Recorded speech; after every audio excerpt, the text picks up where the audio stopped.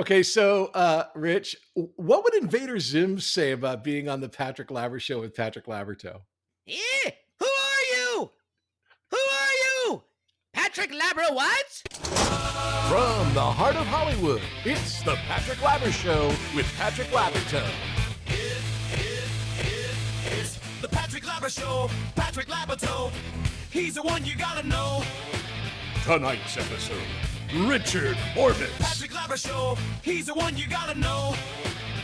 You know his voice from countless cartoons like Invader Zim and Angry Beavers, and you know his face from Summer School, The Informant, and of course, Deadly Weapon. I know him from Life and the Rick Baker Makeup Studio. Please welcome my buddy, Richard Horvitz.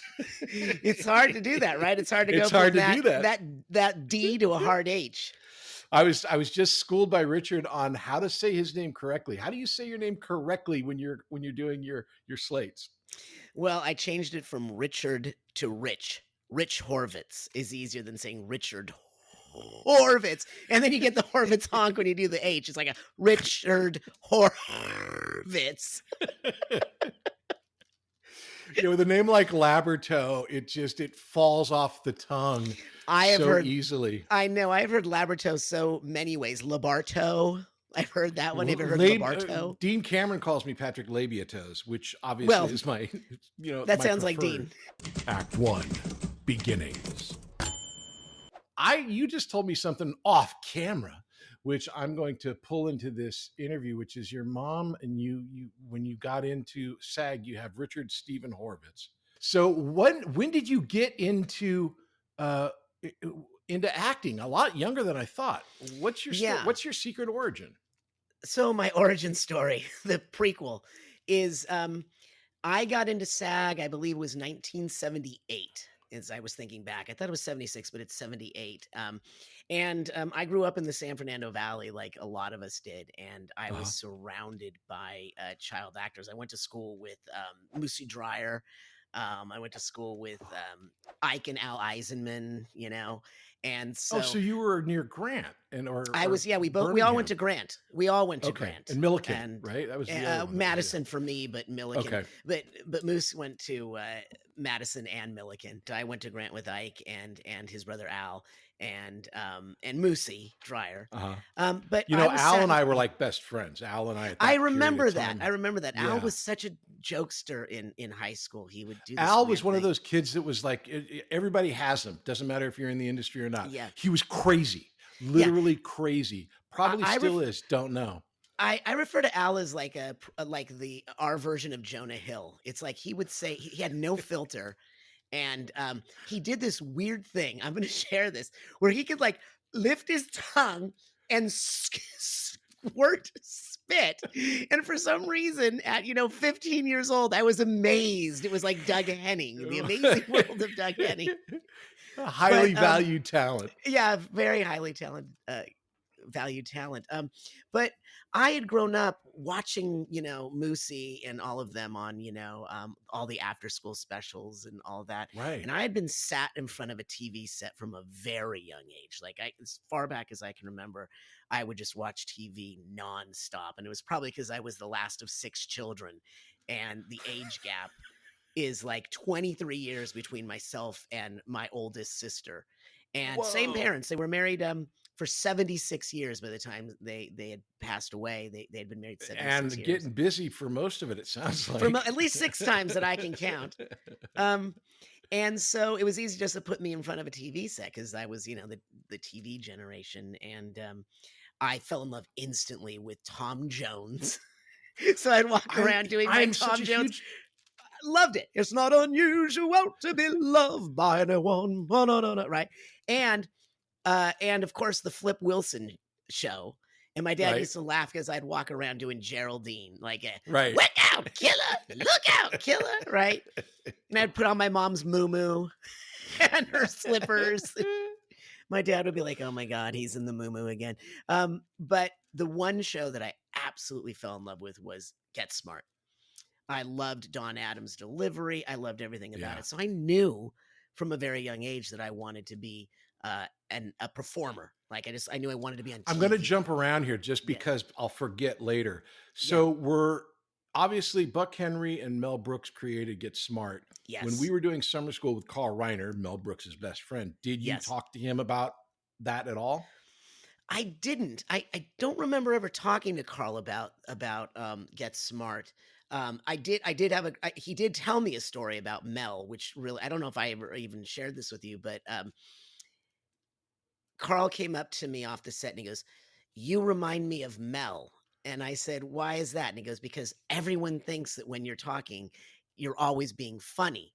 And one time after we'd always go to the deli after your show of shows on the Sid Caesar show, and we'd always go to the deli, and Mel would always be telling a story like you're always talking. Right. And then one day he was choking on a sandwich, like he had like a pastrami sandwich, Carl told me. And he was like, and everyone thought he was doing a bit, and everyone was laughing. Everyone was laughing because they thought he was doing a bit.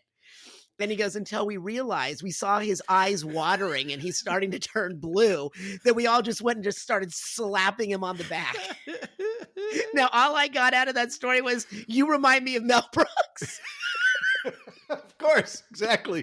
Right. So you're saying I got a chance. Yeah. Well, I tell this story about, we were obviously at the beach and doing summer school. And so Dean and I were on the beach and we were talking, and we were doing that actor thing where you end up talking to each other about like, well, I was working with so-and-so and I Yeah, right. You dropped something. And this guy. Yeah. And then Carl comes over and he's listening. He's not really participating. And you know how Carl was. He was more normal than most of us, actually. Even though we were on the were set. insane. We shot at 9 and we were done by 5 because he wanted to be home for dinner with his family. Yeah. And so he comes over and he's listening to Dean and I, and he goes, "I remember Woody, Danny, and Mel and I were working on a sketch." And he just calmly drops Mel Brooks, Woody Allen, Danny Simon, Neil Simon for, I think it was for, and then, of course it's for your shows. Yeah. Yeah. Okay. So we're getting way ahead. So let's flash back. You're 12, 14 years old. So I'm I wanted to be on TV, but at the time, I don't know if you realize this, I grew up in the Valley, so everywhere from, Studio City, West were child actors everywhere. And if you remember, because you were a San Fernando Valley guy, weren't you? Oh yeah. We lived in Northridge. So we in were Northridge. I was at your house. I was at the house. Oh, that's right. That's pool. That's the house. Yeah. So the Valley was populated by two types of families for the most part. There was the aerospace families, which was, Lockheed to the east and Rocketdyne to the west. And my family was the aerospace. My family had no concept of how to get me into acting, right? Or they weren't, my mom wasn't about to drive me to auditions.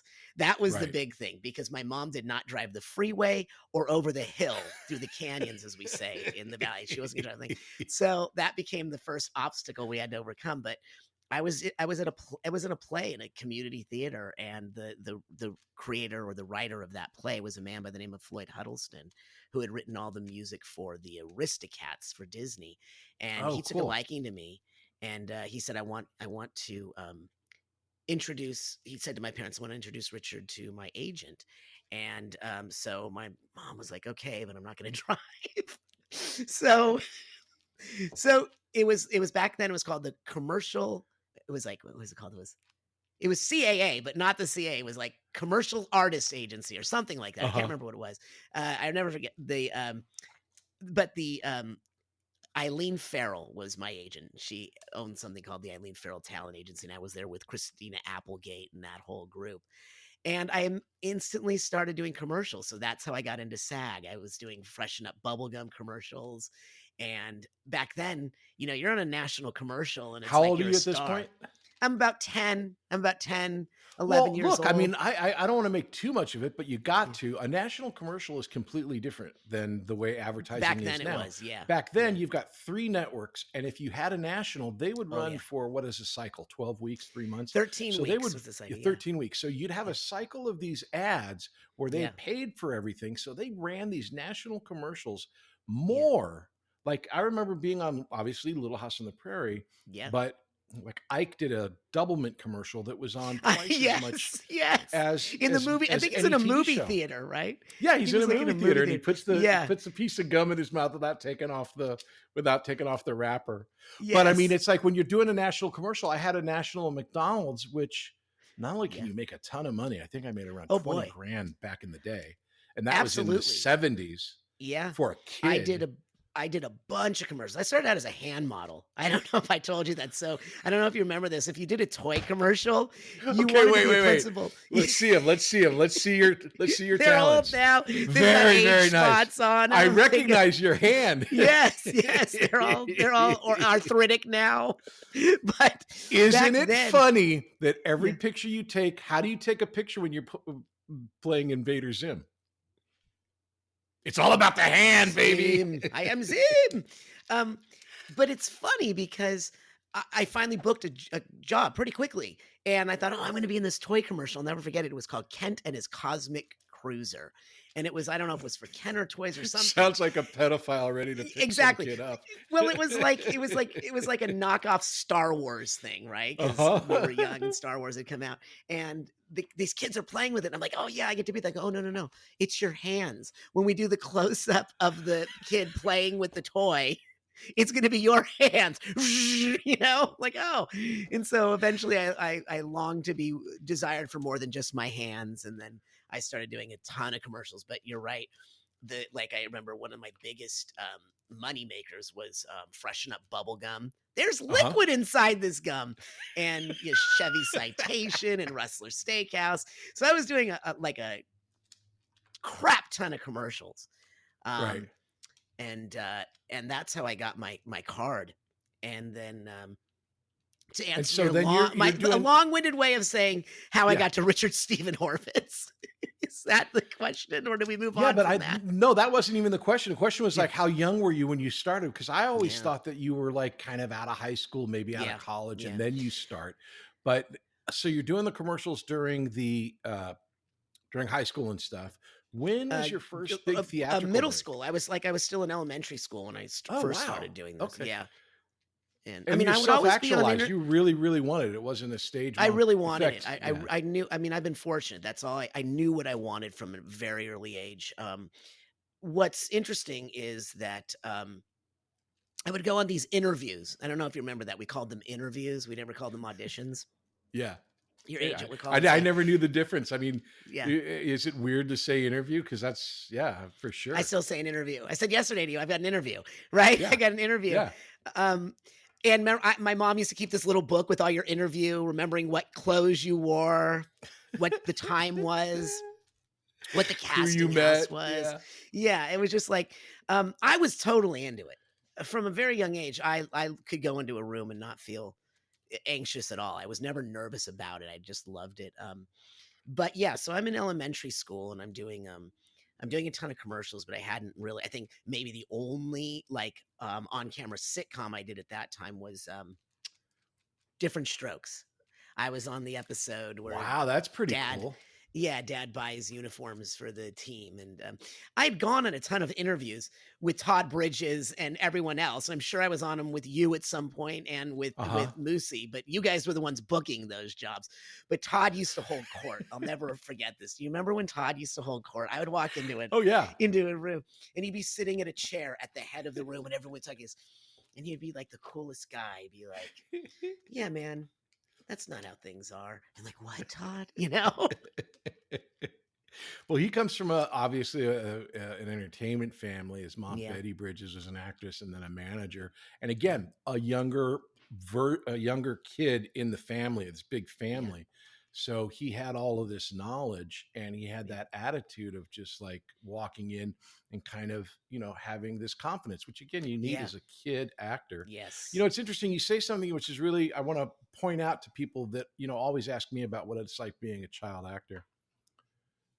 There are, and I spoke with this to, I forget, it was another person who was on the pod who said the kids that didn't want to be in the show, it was Glenn Scarpelli. Glenn Scarpelli said the kids that didn't want to be in the show, didn't want to be in the movies, were the ones that had the most obvious bad stories and drugs and all the other stuff because Mhm, they're being forced to do something that they didn't want to do. And you just said that when you'd never have any nerves or anything going in.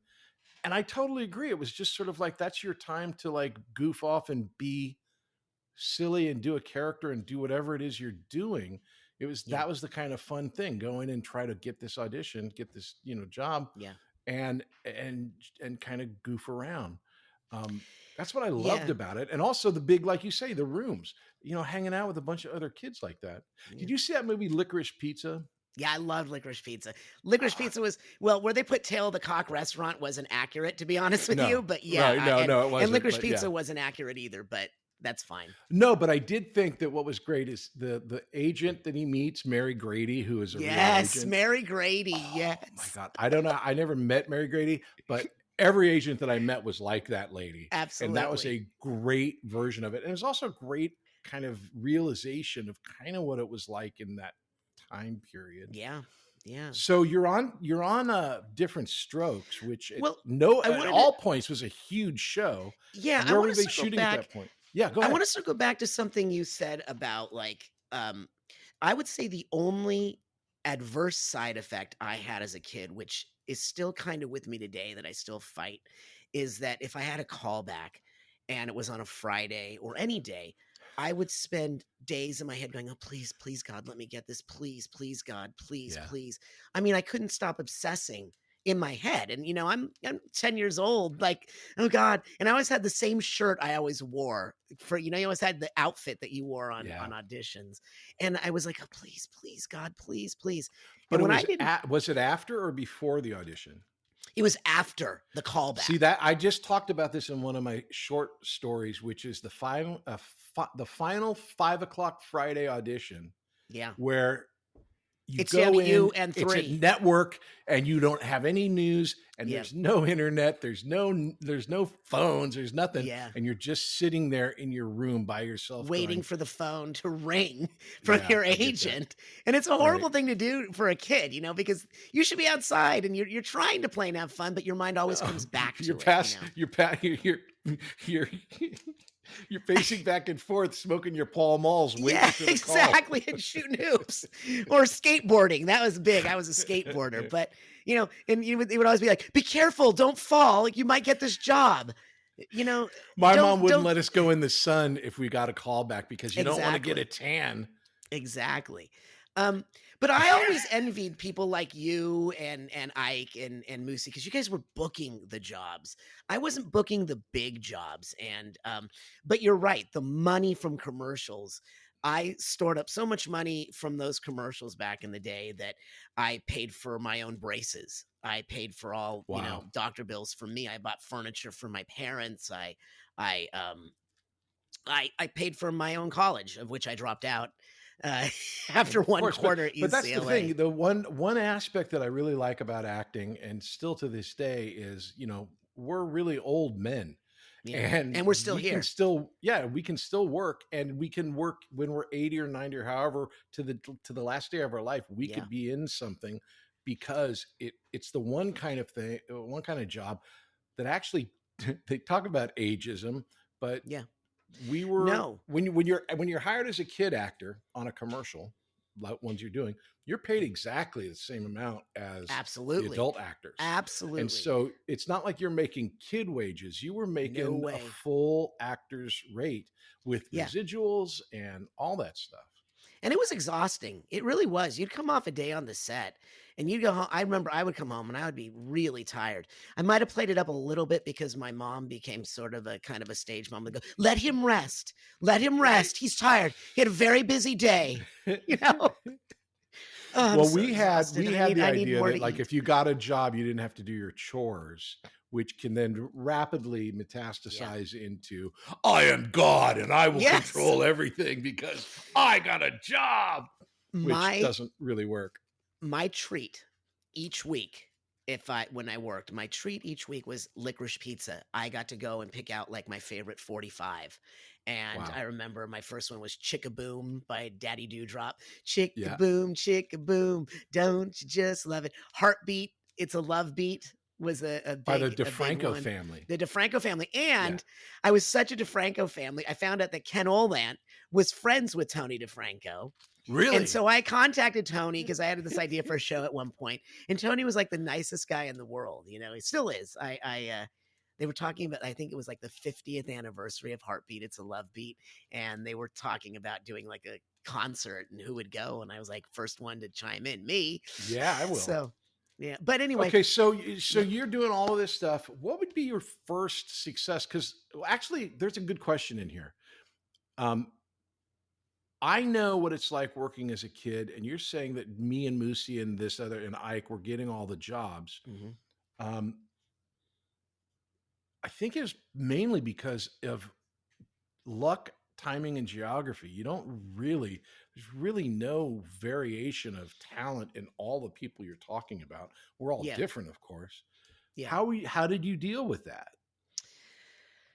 I think when I was young, I was somewhat jealous. I'll be honest. I was jealous about it. I think, like I said, being the youngest of 6, I was like desperate for attention. I think that I was like one of these, you know me, I'm like always kind of on. I always was on when I was young. Yeah. And it was like I was on, going, like me, you know? But what happened was I focused on school, which I did pretty well at, but did not enjoy. I was not a good student, but I did well. I got by, and I made it look like I was good at school. How very Ekean of you. Very Ekean of me. And then I booked my first equity production.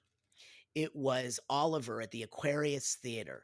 You remember the Aquarius Theater on Sunset? It used to be the Carol Theater. Then it was Nickelodeon on Sunset. And then it became the All That Theater. And right.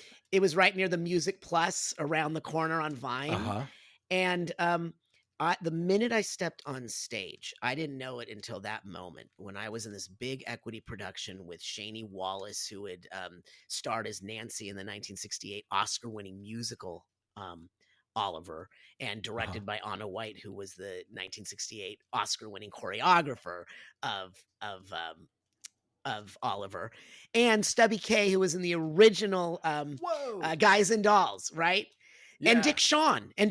I mean, I'm throwing out names that a lot of people may or may not remember. Is like, I mean, he's an amazing talent. He was amazing. He went the right way. He died on stage. Exactly. And I saw that show, not the show he died on or in, but that show. It was at the Beverly Theater on Cannon. And I loved it. I loved it. I loved musical theater. And I thought to myself, this is what I want to do for the rest of my life. I want to go to Broadway. I want to be a musical theater. I was taking tap dancing lessons. And so I was a dancer, and I thought this is what I was going to do. But as a child actor, when you're making money in commercials and TV, the agents aren't going to send you to New York to do a play for 8 months where you're not making the money they're making off of you in commercials and TV. So, and my parents weren't going to uproot their life, but it always was my dream to do Broadway. The irony is I'm doing a show right now. I'm voice directing a show right now called Has Been Hotel, and it stars the biggest names on Broadway, like Alex Brightman, who played Beetlejuice, and James Iglehart, who won the Tony for Aladdin, and Erica Henningsen, who was in Mean Girls. So I kind of get my fix because I get to sing with them during the sessions, but I still want to be on Broadway one day, except I don't know. I just fell off my chair. I want to be on Broadway still, but I don't know that I could handle 8 shows a week at my age. It's exhausting. So, I'm sure that you would find a way to start, and then your body just adjusts as you learn. Because again, as we know, like you said, even as a kid, you come home exhausted because we're always on. You gotta learn. And like when, we'll get to the TV show that you did, which was one of those shows where they did like 400 episodes every season.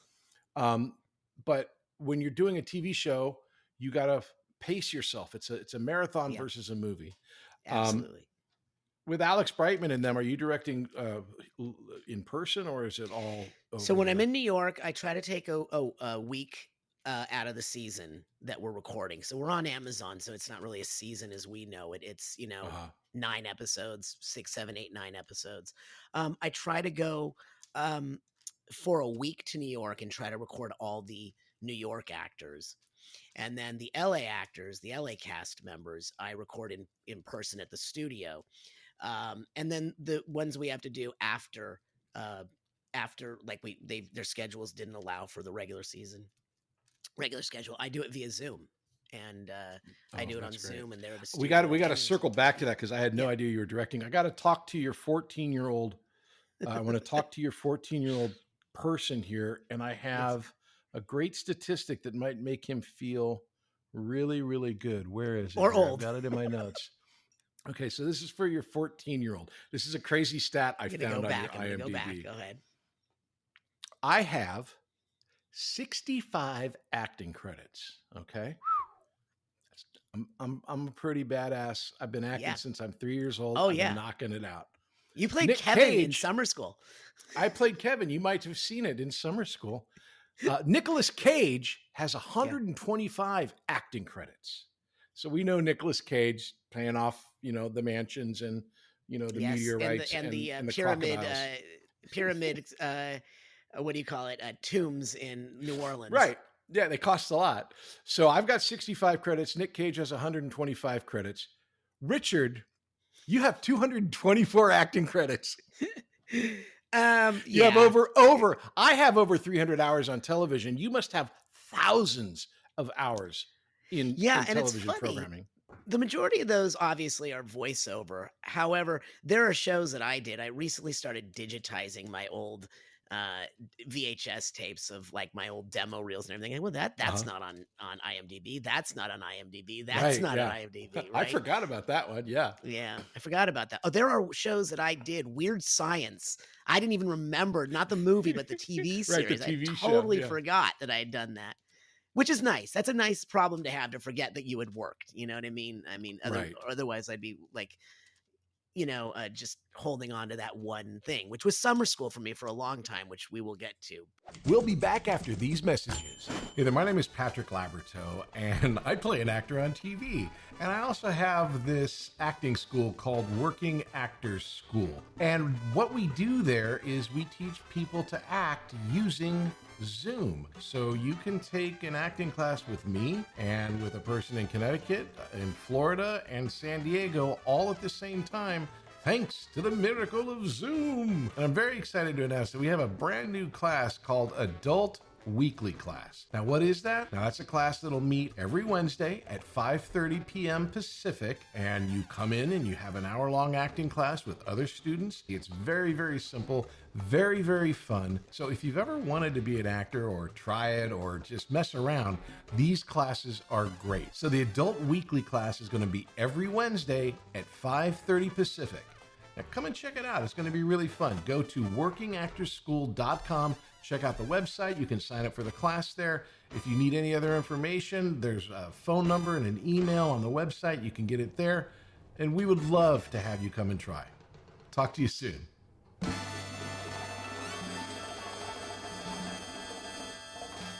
Act 2, Success. So, right before summer school, you were on a TV show called Safe at Home. Yeah. Can you explain to us and to the audience and to me the production idea of those shows at the time and what it was like working on it and a little bit about that show?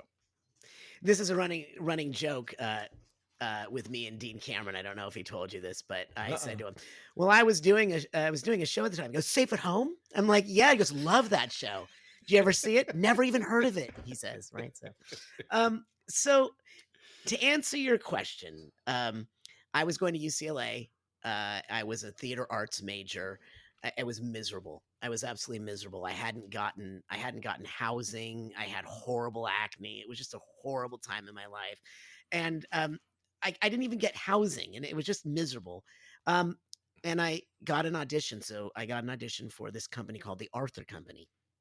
And the Arthur Company is famous for having rebooted every show we grew up on. They did the new Munsters. They did 240 Robert with Dick Van Dyke's son. They did New Adam 12, on and on. So I almost didn't make it to this audition. I'll never forget it. It was like just before Christmas, 1984. 84 going into 85.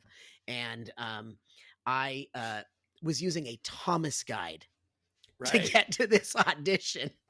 And I could not find it. I'm going to be late. I pull into a gas station. At 19, 18 years old, I call up my mom. I'm like, I can't find this place. I'm still calling my mom, right? She goes, calm down, ask the gas station guy. The guy goes, yeah, it's right across the street. I'm like, okay, thanks. So I This is why I don't go over the hill, Richard. Exactly. This is why I don't go over the hill. I can't tell you where it is. So I go in and I'm like, kind of like just like really tense, but I go, okay, whatever. And I think that's probably what helped me get it. And I played this character on it called Gary Van Sickle. And the show is, to answer your question, this company, the Arthur Company, they had a deal at the time with Ted Turner. And before it became TBS, it was called WTBS, Ted Turner Superstation, WTBS. Right. And Arthur Anacarrico had gone to Ted Turner and said, I can make a series for you for $250,000 an episode, which, if you know TV, is nothing, right? $250,000 an episode is nothing. I mean, the shows we watch today are like $1 million minimum an episode. $250,000 an episode. So Arthur pocketed 200 of it and did the series for $50,000 per episode. And so we ended up doing 103 episodes in 3 years, which is unheard of. Unheard of. So in a season, like back in the day when they would do a full, real, honest to God television season, like Little House. Yeah. 22 to 24 episodes 26. A season, right? Exactly. And so in 5 years, you'll have 100 episodes, which will be for syndication. Yep. So for you to do it in 3 years, you're doing 2 episodes a week? We're doing an episode a week with no hiatus. Okay. Wow. That was the first problem. And I would imagine you were on some sort of weird SAG bent to the knee and some weird cable contract where you got a sandwich and a coffee and a bucket. Where they didn't have to adhere to actual hiatus times. Because, for people who are listening that don't know hiatuses, if you do 13 episodes, you get several months off in between seasons, right? And that gives you time to go do a movie or do something else besides just the series. Or sleep. So after the first 13 episodes, we had our first hiatus, which was 2 weeks. And we thought, yay. And then we never got hiatuses again. And then that was the beginning of the revolt. What was the show about? You played a stage manager, but I've never seen so I played.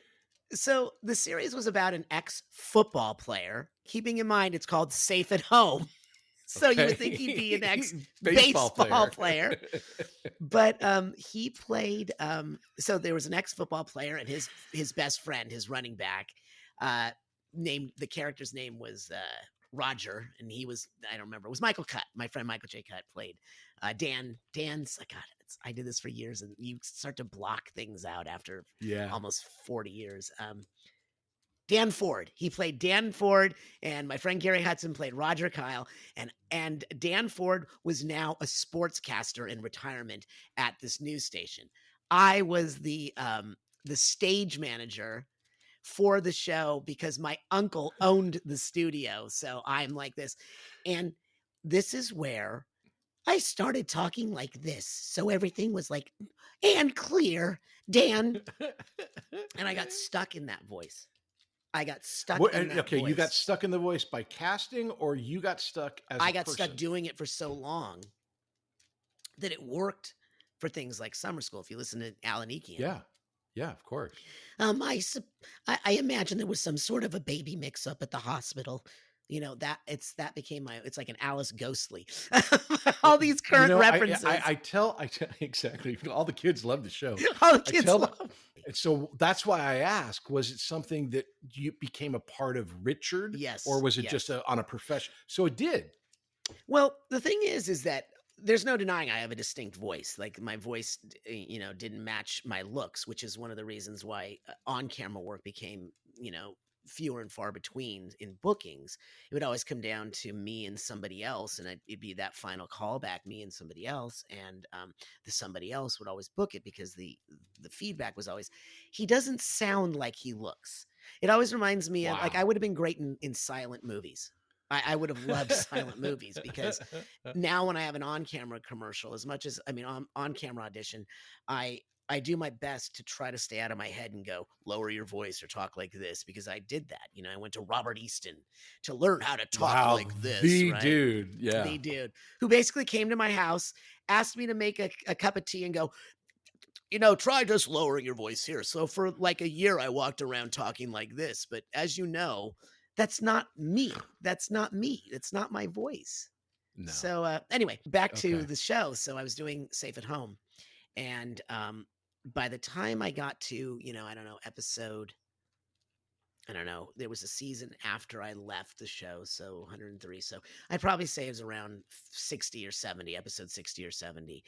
Things had gotten really bad on the set. People were unhappy. People were, not showing up for work and everything. And I made the decision that I'm going to book on this next hiatus. I have a 2-week hiatus. I've got to get out of this place. And it just so happened on that hiatus, summer school happened. And I remember the day I went to read for summer school. I was in I had a brand new 1985 Mustang GT 5.0 convertible, and I was living in the Hollywood Hills, and I was tooling down the canyon roads, blaring, I don't know, Springsteen's, Born in the USA on the radio. I'm like, yeah, I'm gonna get this job. So I was pumped. And what I had known about it was that my agent at the time, Bornstein Bogart, said they're having trouble casting this character of Alan Ekian. So I didn't know what to expect. I walked into the room, and there's Carl, and there's Mark, and they're reading with me. I'm like, wow. Which is not usual. You usually Not go, usual even at producers, you usually have a couple of producers that are the producers, but you don't know who they are. Yeah.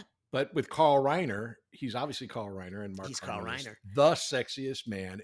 And along with literally the sexiest man. Yeah. Which we used to tease him about mercilessly. Remember that? Yeah. But Carl read with me, and like before I even finished, he threw down the script and goes, "Get out of here! You're perfect." So that's what he said. "Get out of here! You're perfect." By the time I got home, I'd gotten the offer for Alan Ekian for summer school. The problem was this. I was not aware that I was under an exclusive contract with Safe at Home at the Arthur Company that did not allow me to get out of the contract to do the movie. So you're thrilled and excited. When did you get the notice that there may be a problem with your contract with the Arthur Company? As soon as I got the job, my manager at the time called, because my agent got the booking, called my manager. My manager called me and said, well, we have a problem. I said, oh, I also, at the very same time, I was cast in, what was I cast? I was cast in Police Academy 3 or 4. I can't remember which one it was. And so that was the first issue. You have to decide which one you want to do, Police Academy 3 or Summer School. Wow, it's so weird that happens. So what was your choice? We know what was your choice. It was, believe it we or know not, the choice, but what was the thought process? The thought process was how big is my part in each one, know, and that, of course, that's what I always think. But then I thought, this is a no-brainer. This is, Carl Reiner. And as a kid, like I said, growing up watching the Dick Van Dyke Show and all the rest of those shows and reruns, I said this, and please, Carl Reiner had done the Jerk. Canada, and they had done Steve the Jerk. Yeah, exactly. Yeah, exactly. Right. And Mark was that Fern Champion who was the casting person on that one? Yeah. It was Champion Basque. Okay, Champion Basque casting. Yeah. I remember the first time I read for what's his name over at the big one that was on Beverly. You remember? He was like the casting person. He casted everything. He cast everything. I hate when people say cast. Lynn Stallmaster? Lynn Stallmaster. That was huge. Lynn Stallmaster. Because Lynn also had I had never shot out of the state. I was like, oh, Lynn's doing things in New York. I want to go to work in New York. That's how I thought. But that was the first problem. And it was a good problem to have. Yeah. So I opted for summer school. And so they start to go into negotiations with Paramount for me. And one of the things that you bring in is, well, he's already on a series. He's already making this much money. So that helps with how much money you get paid. Because remember the days when we had quotes. Remember Right. quotes? What's his quote? Yeah. What's his weekly quote? Yeah. And Over a then the next period of problem. working, you build up a little bit more. So there's Exactly. scale, which is the basic rate, but you go, well, he's worked, so he gets this much above Exactly. scale is your quote. Exactly. And also it used to be like, I'm jumping around here, but these things that used to be like the quote is like, you could do a guest star on some network sitcoms, and within a couple of years you were a regular on a series because they knew you. And Right. so you kind of kept building to that. It doesn't work Exactly. that way at all anymore. But anyway, so the next problem was, as I was saying, is I was under contract exclusivity for Safe at Home, and so they were not going to let me out. They just were not going to do it. They weren't going to do it, and I'm like, just Out of heartbroken. spite or what? Or Because just the they schedule, like could, they couldn't because take? they could, and Okay. remember I told you by this time everything was really emotional on the set. People were unhappy and everything, so why not Yeah. keep them unhappy? And so my manager came up with this brilliant idea that is not brilliant. That's a sarcastic statement. He said you could declare bankruptcy. I said, I'm 20 years old. I'm not gonna declare bankruptcy at 20. You know, that's ridiculous. Finally, we came to an agreement with the Arthur Company, and the agreement was this: I would have to pay for a guest star every week that I was off the show shooting the movie. Oh my God. And so I would meet with Arthur every week, and I'd hand him a check that I'd written myself to cover the cost of a guest star. And some weeks there wasn't even a scale, guest I star. hope. Yeah, but some weeks there wasn't even a guest star. But Paramount knew this, and they upped my weekly on Summer School to cover some of it. But it wasn't that much. I mean, you know what we were making. Was back in there those days, any discomfort or anger or anything that you had about your agents and managers who had sent you on the audition without understanding the exclusivity of it? Or was that always a known? I never had any kind of animosity at this age towards my agents and managers. That Save happened that for now. that was at that time. No, I just kind of was going with the flow. I mean, you know, in the 80s, I was kind of on a roll because I'd gotten another movie while I was doing Summer School, but I was able to shoot that movie at night. So that was hell. It was a movie called Thrashing. You were shooting a movie. You were shooting Thrashing while we were shooting Summer School? No, I was shooting after we'd done Summer Safe School. at Home. Safe at Home. So Okay. I would do Safe at Home during the day, which, you know, those days are long. You know, between the rehearsing and the camera blocking and all. Because Because it was a 3-camera show, but I don't think you guys had an audience, did you? We did have an audience. We had a Oh, you Friday did? night Okay. audience. We did, and I love that. That was obviously my favorite part. Yeah.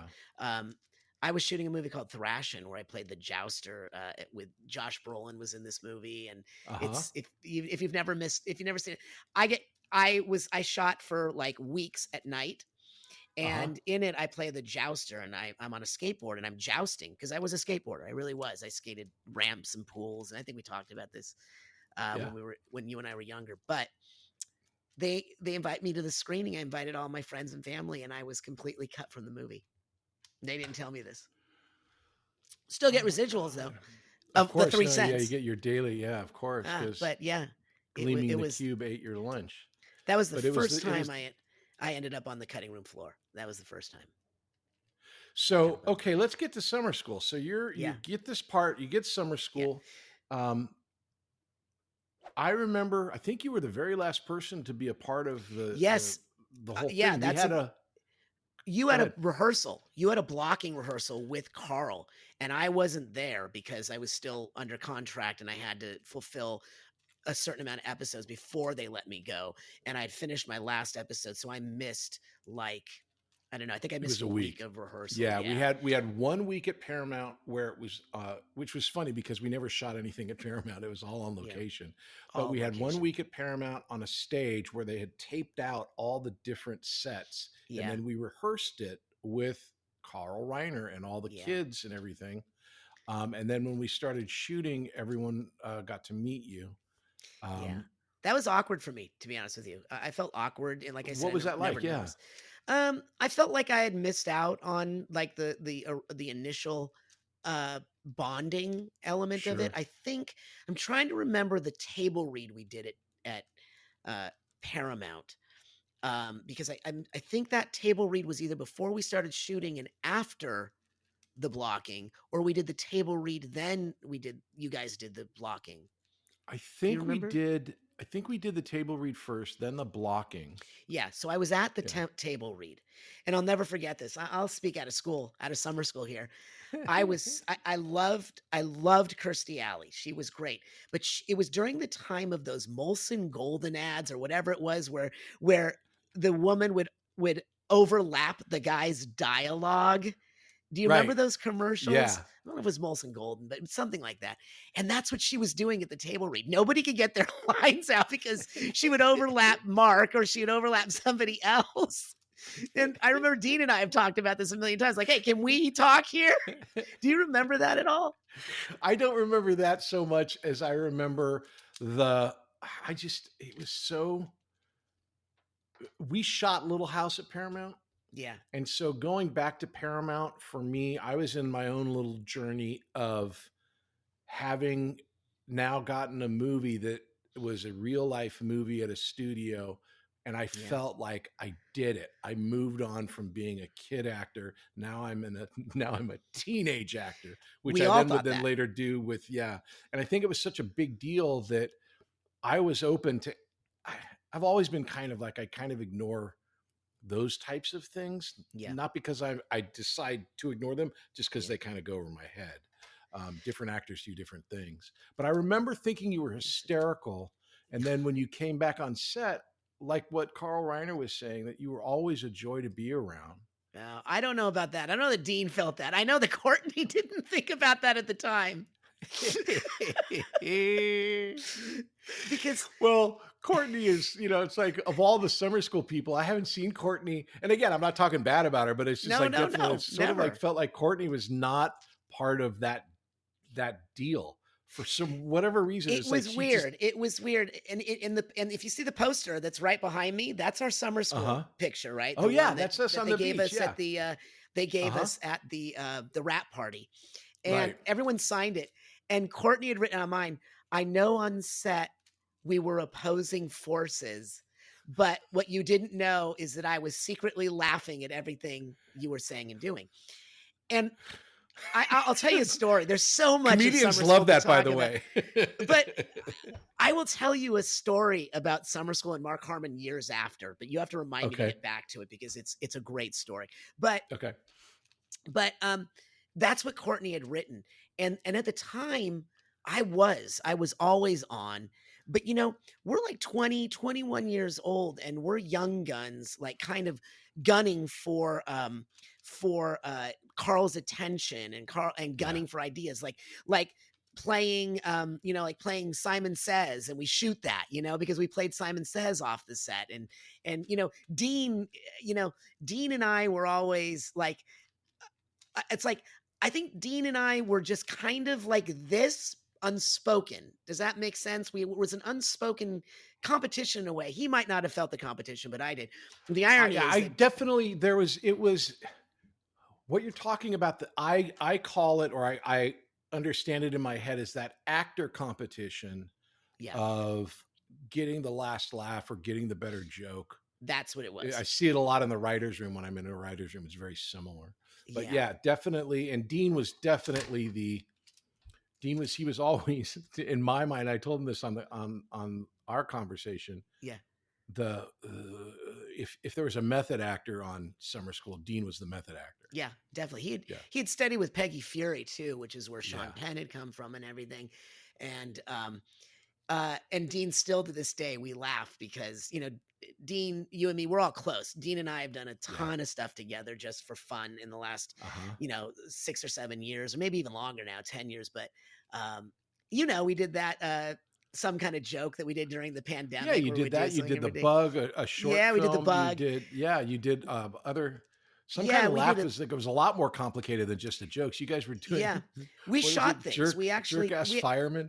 Yeah. Oh God, it was, what was that? It was like that. It was something fireman. God. You should post that. That would play really well this week. It was exactly. But but of course now there's a TV series. It's the exact same concept. But when we shot those things, it was all improv. We did them like, and we had, it was fun. We did that. Not dumbass fireman. He'll kill me that I don't remember. Anyway, Right. but I remember that about Dean. But that's the funny thing. I look at Dean like that old. I don't know if it was John Cougar Mellencamp song or something where like we used to fight when we were young, and now we just sit around, reminiscing about those days. And that's Yeah. what it's like with Dean. It's like we're really close, and you're close with Dean, and Yeah. I love these days better than I love those days, because we were also like the bastard children of like the Breakfast Club kids, the Rat Pack, because we were Right. at the same age as all of them, and we thought this was our shot. Absolutely. And in some way, because of Paramount and everything and the release that we got and And the everything, strike. it's not, yeah, but it's not that crazy to look at that and say, I mean, we were one job away. We were one Yeah. break away from being any one of those kids. Yeah. Yeah. And the struggle is real. I mean, as far as It like is. you and I are talking now, we are working actors. As far as that goes, that's great. I really do, find the joy in that. But, everyone says, "Oh, you were a child star." It's like, no, I was a child character actor. I was never really, a star. Can I tell the story of how I Yeah. met you? Oh yeah, absolutely. I think this is probably one of my favorite stories of all time. So It's one of mine too. it's one of my favorite stories is so in the movie we pay homage to Rick Baker, and there's a reason for that, because Rick Baker, uncredited by the way, did our makeup. He didn't do a credit for that? Oh my No. God. Did all of our makeup at his studio for the slasher scene where we come, and for the rabbit scene where Dean and Gary come out. Right. with All the rabbits and everything. chainsaw and Dave All the makeup effects chainsaw is stuff. I had a Rick Baker. blade in my head. And you had a great thing. My thing didn't work out as great. I'll tell you why about that. But so we go in and we do a full face mask, and they cover our entire head in this plaster to make a mold of our face. And all they have are like little holes for eyes and a straw in the nose so you can breathe. So if you're claustrophobic, this sucks. Forget about it. Yeah. First thing happens, I walk into Rick Baker's place, and the first thing that comes out at you is the wolf from American Werewolf in London, which was in the thing, which I was like, oh my God, I'm in heaven. I'm still like a little fanboy at this time.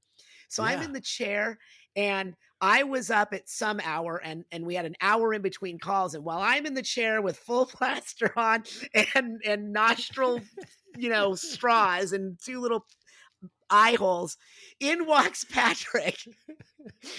And I go with this face full of plaster. I go, Andy Garvey. And you like look at me like, who the hell is this guy? Yeah, but you got to remember, you're in a face full of I'm- plaster, you- so all yeah, I hear is Andy Garvey. And I begin, when I finally get the plaster off, I start telling Patrick every single one of my favorite episodes of Little House, and how do you feel that you burned down, that you were responsible for burning down? Whose house did you burn? You burned down. I burned down our barn. You Our barn. burned down the barn. Yeah. And Matt, And- my brother, who has played Albert, he burned down the blind school. But that's a whole other story. You guys Lots are of burning. fires. Yeah, but I told every single I said, oh, I loved what was the spin-off series that you guys did, the Olsen, the Garvey series. You did a pilot. Oh, there right? was You an did a- episode. We did a pilot called A New Beginning, where Yeah, that was it, yeah. Jonathan Garvey goes Yes, to town and becomes sheriff. yes. And I So was funny. so blown away that Andy Garvey was there, and to this day I still talk about Andy Garvey. I still do. I was so funny because it was like that. You walk in and it's not like, oh, there's a replica of the werewolf. It's the werewolf. It's like It's all the the actual real things werewolf. that this guy did. And Yeah. I'm a big, huge fan of makeup and all of those things. And so I'm looking around, and I hear this out of the corner, this guy in this head full of plaster. But I mean, from that very moment, it was like everyone was really happy. The Yeah. experience, I experienced it with, and you talk about the Arthur Company not being a great set. Little House was a great set because of Michael. I Yep. think obviously Summer School was a great set because of Carl, but he also had Mark Harmon. If he had a Mark star was that great. was not like the type of guy that Mark Harmon is, Mark Harmon Yeah. is, I call him a union guy because he's always reminds me of the guy that like would be organizing a union because he's all about, well, what's fair for the crew. I don't Yeah. like it because it's not fair for the crew. Um, so between Carl and Mark, it was a really chill set. It was really Kirsty chill. was a shot of chaos and was hysterical, and then you Ugh. had us kids, and so my experience with summer school was totally professional. Loved every moment of it. Loved all the people. What was your? You said you had a story about Harmon. So my experience on summer school Yeah. is that it was a great time. There were times that I felt not included in the group, like things like the Nike sneakers. That's a perfect example. That everyone was getting these new Nikes because Mark had said, if you go to Nike, they're one of our people were doing product placement for, so they'll give you free Nikes, and everyone got free Nikes, and I didn't. Did you know about that? Did you get free Nikes? I absolutely. I think I wore a Nike half shirt for like 3 years in 16 magazines. Never got any of those things, so I felt like kind of like. Did you call? Outside. Did you like go and try to get it?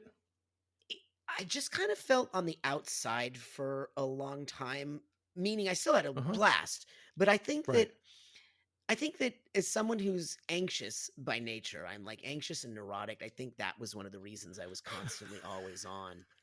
And I think that in a lot of ways, Carl responded to that because I'm very much the shticky, Sid Caesar, Borscht Belt type of joker, Yeah. But I mean, I think it's because I was playing the nerd, and I think people forget. Back then, it wasn't cool to be a nerd. Everyone lets their freak flags fly freely now. Everyone's, oh yeah, I'm a D&D nerd. Oh, I'm a Marvel nerd. But I was always being cast as the nerd, and I longed to be something more than just the nerd. But I got along famously with Kirsty and Mark and everybody. I got along with everybody, but Kirsty, I used to read her auditions with her in her trailer. Like, can you come read these with me? And I would, and I'd help her with her auditions and stuff. Mark and I would take a walk like weekly or daily, rather, almost down to that 7-Eleven that was near the school we were shooting at, the Shoop on Shoop. His name was Shoop. Just a weird thing. Yeah. His name was Shoop. It was on Shoop, and the name of the school was Hughes Junior High, where they shot kid movies during the reign of John Hughes. So it's like how many weird. So we would go down there, and I would sit in Mark's trailer with him. We would talk because I was still under contract for the Arthur Company. As soon as I finished shooting the movie, I was going back to that series again for Safe at Home. And I remember Mark saying to me, "You got to get out of television. You got to get out of television." I'm like, he goes, "Yeah." He goes, "I left St. Elsewhere. You got to do it. You're in film now. Take your break." And so I had my managers negotiate me out of the contract. They finally were able to let me go from the contract. And then the Writers Guild strike hit the same time that our movie was released. And we were kind of forgotten by the time the movie came out. Yeah, it wasn't no the break that momentum. we all thought it would be. And now I didn't have that, and I didn't have my series anymore. But the Arthur Company did hire me back to do like the first 13 episodes of The Munsters Today, which was a reboot on video. That was the 240 Robert reboot, which is weird. Again, Safe at Home, about football. And so let me tell you the story about Munsters. Exactly. Let me tell you the story about Mark. So years later, I couldn't get arrested on camera. I just couldn't. I mean, here and there I do some spots on TV shows, like, I did Head of the Class, where I played Oswald Bletch, and it was still the nerd. It was just another rendition of Alan Ekian. I did that. You Can't Take It With You, a show called Baby Boom with Kate Jackson. So I was getting guest spots here and there, but they were becoming fewer and far between. And then remind me to come back, because that's how I got into voiceover. But so years later, I'm at my desk and an email pops up and it says Mark Harmon. I'm like, what? So I click on it, and it's an email from Mark. He goes, Richard, give me a call at the office. And so I called up Mark and I said, hey, Mark, what's going on? He goes, how you been? I said, great. He goes, listen, he goes, this is a weird call, but I'm serious about this. I said, what? And he goes, I'm busy framing. I'm reframing all of my posters and set stuff for my office. And I notice that when you signed the picture that Carl gave us, that one right there behind us, what you wrote like in a red pen or a pink pen or something, and it's faded. It's faded. And he said, would you meet me in Santa Monica at this frame store and re-sign it for me before I have it framed? I'm like, seriously? He goes, yeah. And I go, well, the funny thing is at that rap party, everyone had signed it, but I had left a space for you to sign, and I missed you. And he goes, bring it. I will sign it. I'm like, okay. So I meet him at the frame store in Santa Monica, and we hadn't seen each other in years. Great big hugs, and he by this time I had mellowed ego wise. I wasn't the obnoxious, always on, at least some people might say, obnoxious, always on, annoying person that I didn't like being when I was young. And so he takes it out of the frame and he goes, I want you just to go over what you wrote, and I want you to write the exact same thing. And I looked at what I had written. And what I had written was,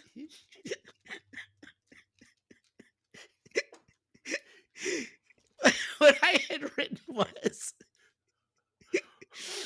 dear Mark, when I was cast in summer school, everyone asked if I would be playing Mark Harmon's younger, better looking brother.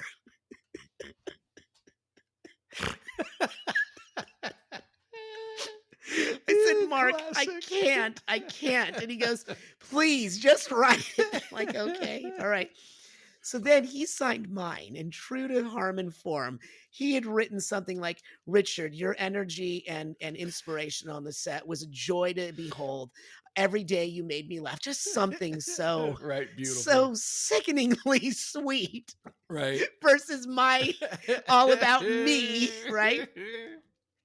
So the framer frames the picture, right? It puts the frame on, does mine, does his, and then she goes, there we go, all done. And then I go, but wait, I'm still here. And Mark says, what do you mean? I said, well, I thought that once we had both signed them and those have been reframed, I was going to quantum leap back into my on-camera career. But Mark, true to form, says to me, Richard, what are you talking about? I said, Mark, he goes, everyone, it feels like went on to on camera, and I just like died in that world. And he says, are you crazy? He said, first of all, do you know how many films I had to do in Romania and Czechoslovakia just to pay my mortgage? And he goes, you have a voiceover career that my kids watched all your shows and heard you all the time. Your voice was always just sweet as can be. Now, yeah, I get home that very day, I was cast in a movie called The Informant, which is right below summer school, right there on the wall there. Boom. With experimental filmmaker by the name of Steven Soderbergh, and a little experimental filmmaker. So it was Tony Hale and I played Matt Damon's attorneys in a true story of Mark Whitaker, and who's also in it? Scott Bakula. So I write quantum leaping into your on-camera career. Holy shit! So I write to Mark and I write, oh my God. Thanks to your magic signature, I literally today just got cast in The Informant. And true to Mark Harmon form, he says, Richard, I believe rather it's your talent and courage as an actor, blah, blah, blah, more than my signature. But I've seen Mark several times over the years. He's always very sweet. I've seen Mark a couple times because of JAG and CIS. I've got to work with them. And he's so funny. We're doing a table read for one of these episodes, and he threw in the line where, like, I walk in and his character Gibbs is there, and they go, well, do you know Lieutenant Roberts, which was my character on JAG? Yeah. And Gibbs has this line like, "Yeah, I've come in contact with him a couple of times." But at the table read we're doing, do you know this character named, do you know this guy by the name of Lieutenant Roberts? He goes, "Yeah, we went to summer school together." Was that written in, or did he write No, he just ad-libbed it. And it was just like, obviously the joke of the table read. But okay, so let's try to do a little bit more of a direct line here, because I've got just 2 hours. I'm happy. I mean, there's nothing wrong with talking for that long. So you did Deadly Weapon with Kim Walker, who was also in Heathers. And you were has doing passed Heathers. away. Yeah. She literally died of a brain tumor, which is one of her favorite lines in Heathers. But and they she were was doing best Deadly friends Weapon with you. Yeah.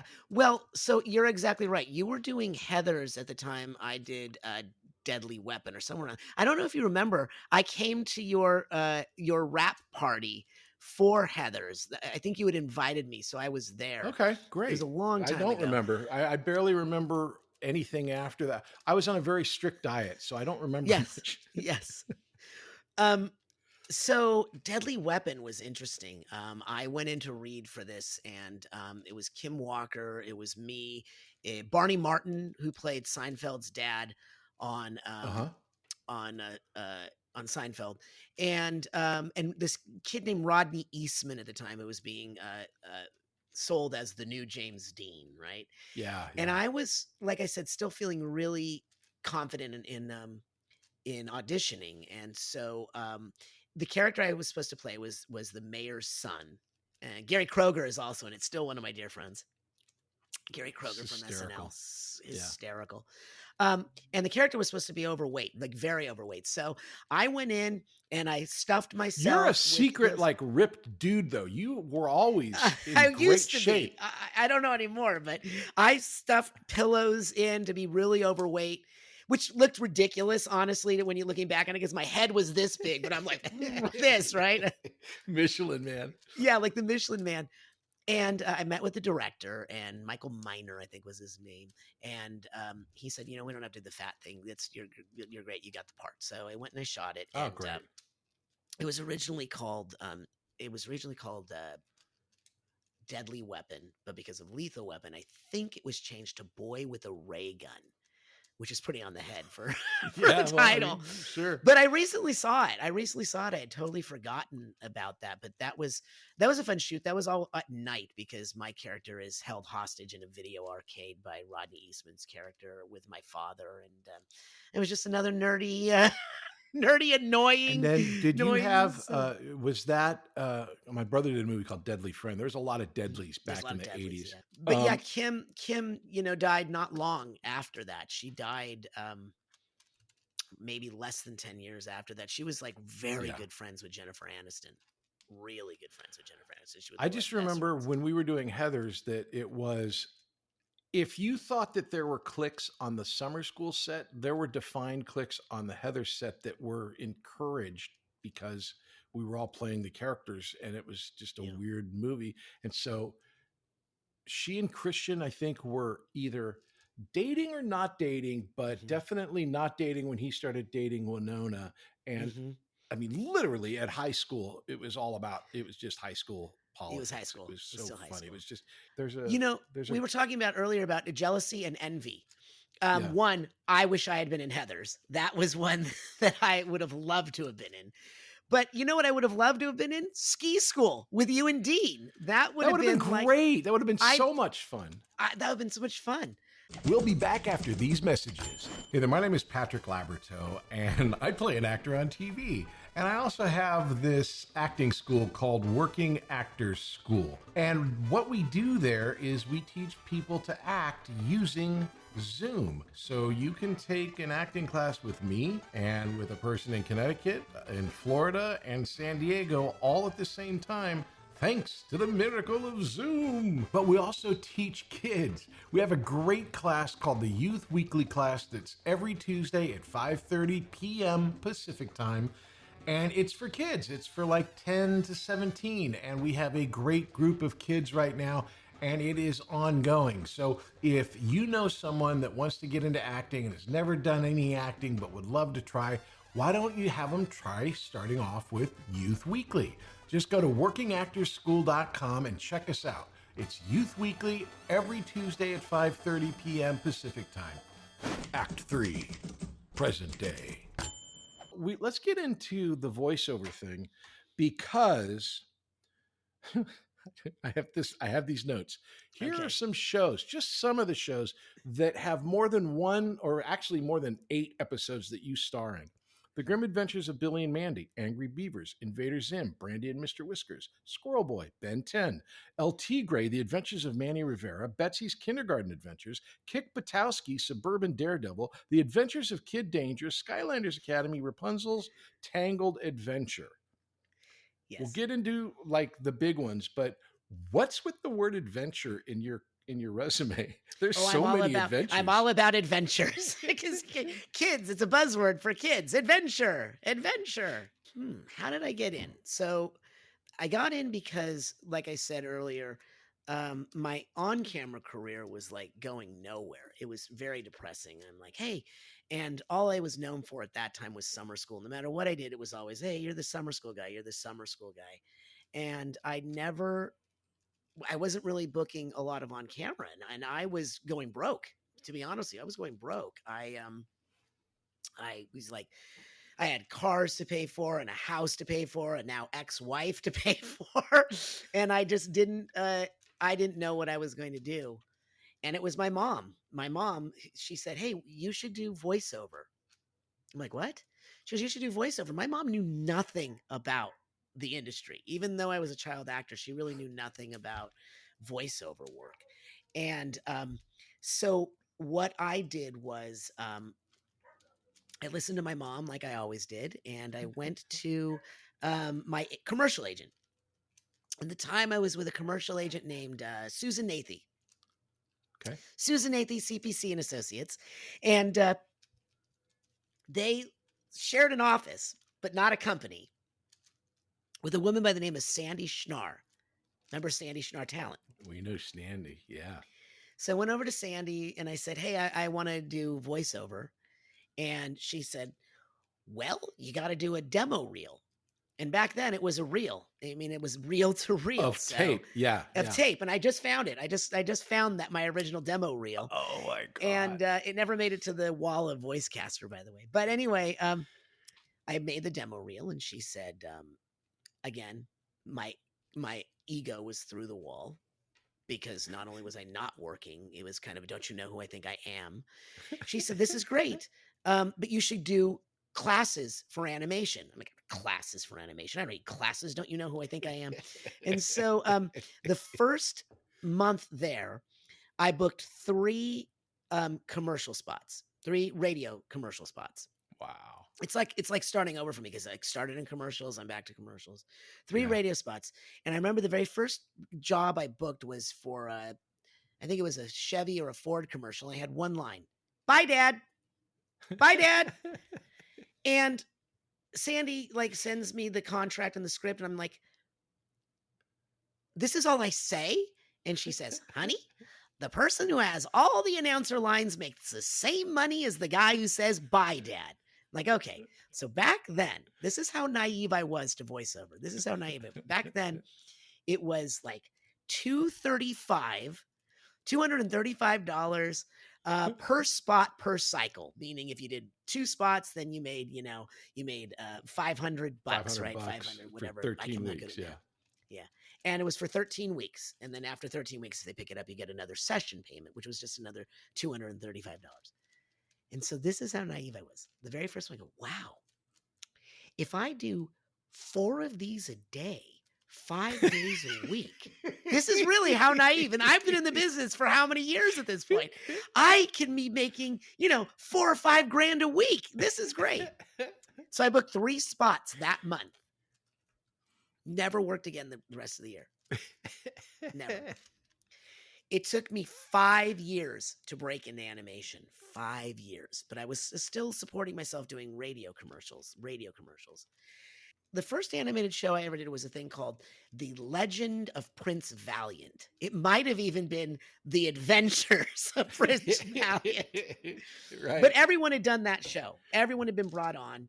There was like Rob was on it, Charlie Adler. Anyway, so I remember I'm really bad with names at this point in my life and career, but Stu somebody was someone very famous. Stu, The director? Might have to look that up. It was a voiceover director. So he directed us on Spider-Man, and I remember the name Stu because it's not. I forget the last name. I can't remember the name, but it was Stu. He had a voice like this. Stu, yeah, Stu. We all know Stu Rosen. Stu Rosen. There we go. Exactly. Stu Rosen. There it is. So this show was about pirates, Prince Valiant. They sail the seas, blah blah blah. And I had been hired for a very small part as a ship's sailor, like it was a ship, like pirate ship or something, right? So my first line was like, "Captain, the decks have all been swabbed."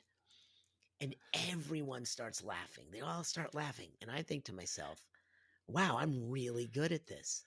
This is like an ugly duckling coming home to roost. And all of a sudden in the talkback, Stu comes over and he goes, "I didn't realize we hired Woody Allen to be a ship's pirate." And everyone laughed. And I was humiliated. I felt really insecure, very embarrassed. And so I made it my goal from that point on to say, okay, I'm going to be in animation. This is my thing. I'll show you. That was always my motivating factor. real moment. It's a real moment. I'll show you. Because like I said, I know it's my own insecurity for having a funny voice and not being tall and short and all that thing growing up, that I said the same thing maybe about like summer school, where I felt like the ugly duckling or the odd man out, or just like not included. This was one of those moments again. And I said, I'll show you. And so from then on, I put all my energy into getting animation auditions. And then I finally got the Angry Beavers. Well, first I got the Power Rangers, but that was like a dubbing contract. And to answer your question, yes. Right. I started working in loop groups first. Lynn Redding had a loop group. I worked for the Mad Dogs. That's where Ike and I hooked up again. Is that Ike? Ike ran Mad Dogs. He broke off from Barbara Harris. And Moosey. I see Moosey. Yeah, exactly. All of them. My brother, I think, worked with Mad Dogs as well. Yeah, he did.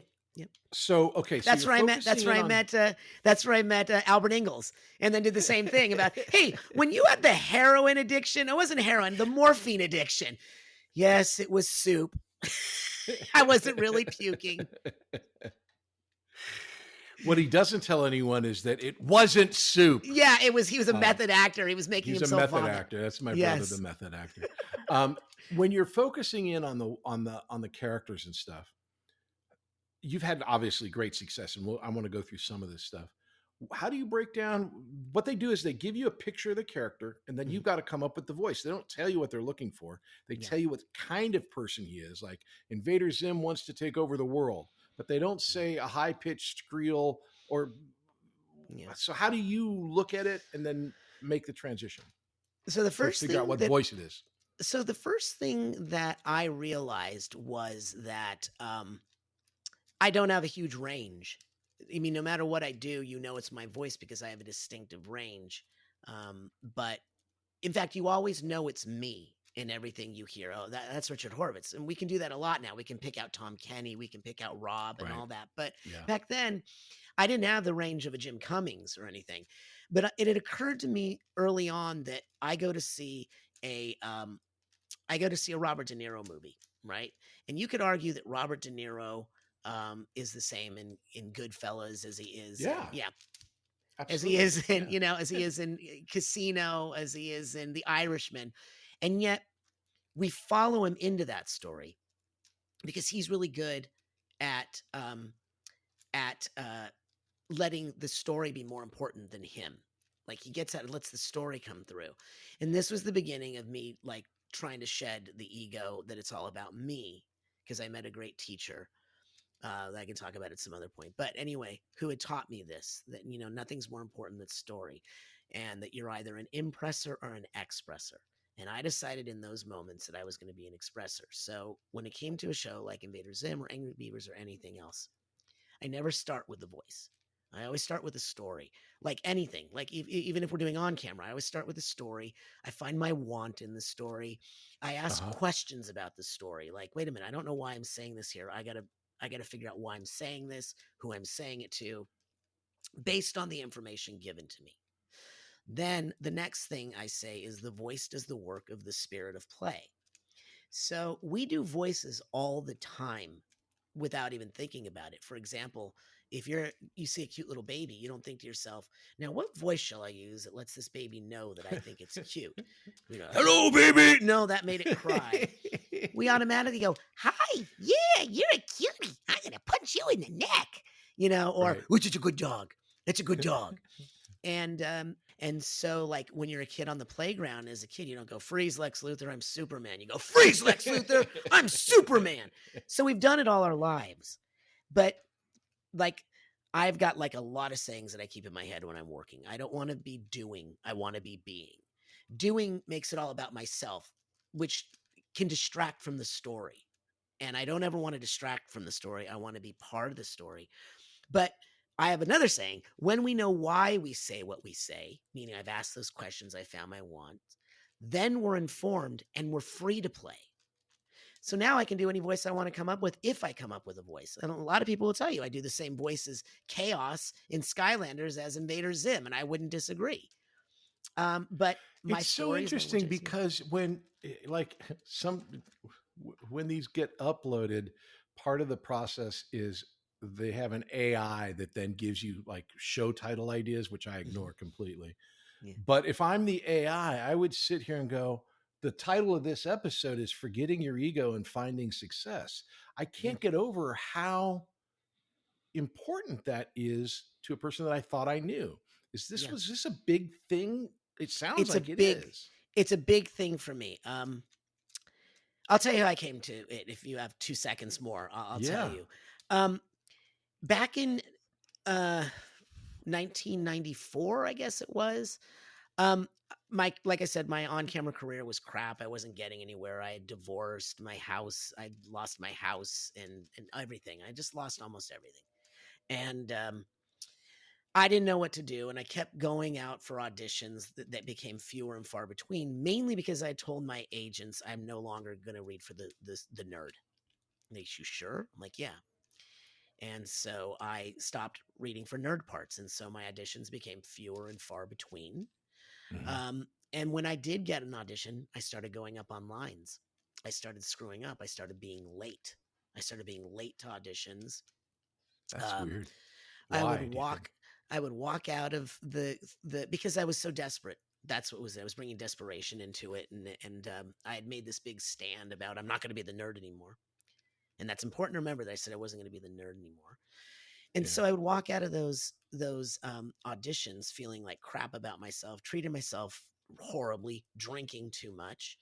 And eventually there I was in a 1-bedroom apartment, divorced with not knowing what I'm going to do. And then finally I booked this very low budget film shooting in Romania just after the fall of communism.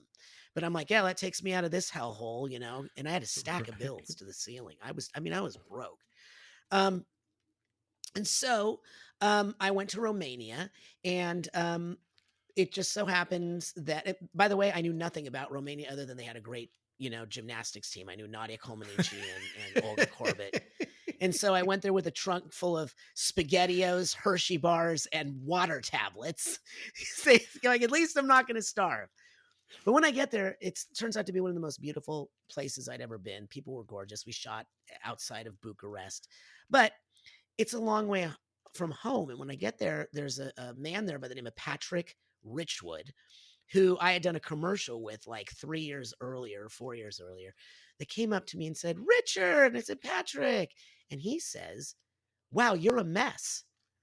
And I said, thanks. And he goes, when we get back to the States, I'm going to introduce you to someone who's going to change your life, but not until you're ready. I'm like, yeah, whatever. That's cryptic enough. Whatever. Yeah. So I drank my way through this job, which was lucky because I played an alcoholic in the thing. I played a drunk by the name of Kinch. It takes place in like the dark ages. When I get back home, I pick up exactly where I left off. Only now I had 3 stacks of bills to the ceiling. and I don't know what I'm going to do with myself. I'm too old to go back to college, and I didn't want to change careers. I didn't know how to do anything else. And Right. so I called him up one night and I go, okay, who is this person? And he goes, okay, I'm going to send you this person, but you're going to resist this person. You go, I don't need another acting teacher. I've been doing this since I was 5. And he was right, because I was still leading with my ego. But trust me, she'll change your life.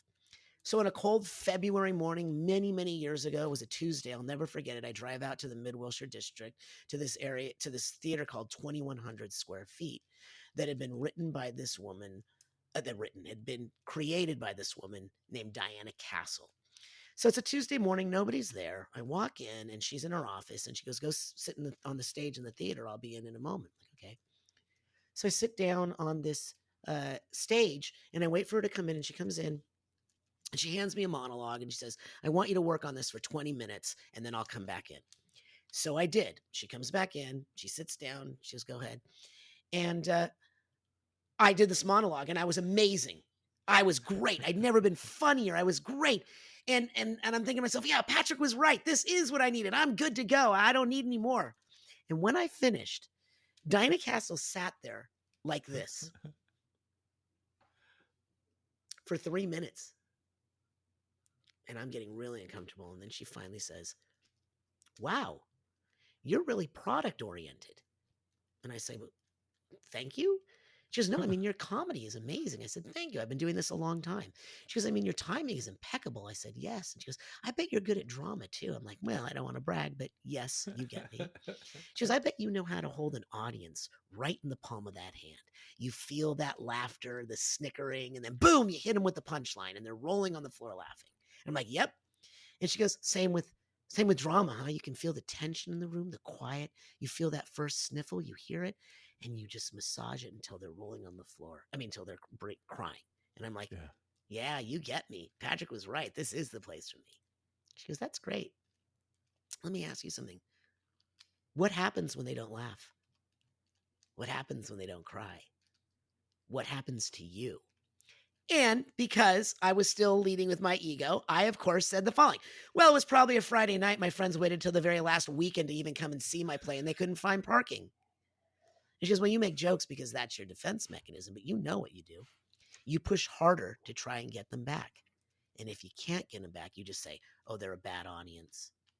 But inside you're going, how did I mess up? Why did I suck on that? Mm-hmm. Like, wow, that hurts.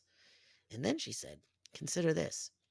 In a secondary reality, which is what I call playing pretend, there is no audience you're trying to make laugh. There is no audience you're trying to make cry. But you have placed your well-being and validation as an actor on the response you get from an audience. And if you don't get it, imagine what that does to your I am, which is I am enough because I'm a human being. And so now I'm like, oh, this is hurting. This is hurting right now. And then she said this. She said, you say you don't want to play the nerd anymore. Is that right? And I said, yeah, that's right. She goes, so what do you do when you get this audition for the nerd? And you will confirm this. She said, what do? Do you slick your hair down, maybe part it in the middle, maybe put on a Hawaiian shirt buttoned to the top with a bow tie, hike your pants up so you got your flooded pants with white socks and black penny loafers. She's turning that stiletto now. and I'm like thinking, yes. And I said, yes, that's exactly what I do. And she said, well, no wonder you don't want to be the nerd. Because you, Richard, don't want to be seen as the nerd. So you've created something outside of yourself that you two are laughing at and making fun of. Imagine what that does to your I am enough because I'm a human being. Wow. So now I'm like really I don't know what, I'm having a really visceral emotional response. And she said to me, she goes, consider this. People who are considered nerds don't think of themselves as nerds. Again, pre-Silicon Valley, pre-cool. She goes, rather, there are people in this world that feel socially awkward, uncomfortable in parties and meat markets and being amongst other people where they feel less than, embarrassed. Rather, there are people that want to stay around people that don't judge them because they like to play role-playing games or Dungeons and Dragons. That's where they feel safe. And then she hit me with a thing that changed my life. She said, "Stop thinking as an actor and start thinking as a human being again." And that's Huh. all she had to say for my perception to shift 1/1 millionth of a click.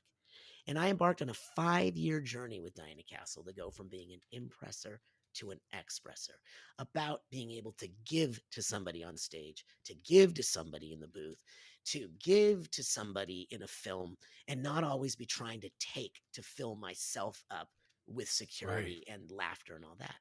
And that is what I applied to voiceover. And as soon as I made that adjustment in my life, and I was happy being That's where got to I be one of the am right best now. acting classes I've ever had. And, Yeah. I mean, truly understand it, because it is exactly the idea of what makes a great performance is it's inside out. It's not outside in. You've been successful at this now. What is it? 20, like for 20 years at 30 least, right? I guess I started working full time in voiceover around 90 or so. So, Now, my son and I, and my family, we love Ben 10. So I oh love Gray yeah, Matter. I played Gray Um, Matter. Oh man, it's hero time. It's just what basically was your Johnny favorite? Carson on helium. What was your favorite show, or still favorite if you're still working on it? It's really hard to say my favorite show because so much of myself goes into these stories that I like to disappear into the play pretend. Yeah. I say that I like them for different reasons. I like different things about each one. So, like, if you go back to Angry Beavers, that was my first full-time series where I got to create the character, and it was the closest to my personality. So that was fun. But then Invader Zim, the writing, the comedy, the cast, it was just like it was nothing I'd ever been involved with. It was such a I'm really into random And that's humor, like which is Futurama, where they just keep canceling yeah, it and bringing it back, yeah, right? So yeah. like you guys are on a cycle of working again on it, Well, or we are did you a down now? movie, and then nothing ever came of that either. But it still continues to go on. The fan base. I now have the kids of the kids that grew up with it Right. that come up to me. But and then Billy and Mandy, I loved because I got to improvise up a storm. I got my wife Chris and I got to write for the series, and I love that. I loved everything about that.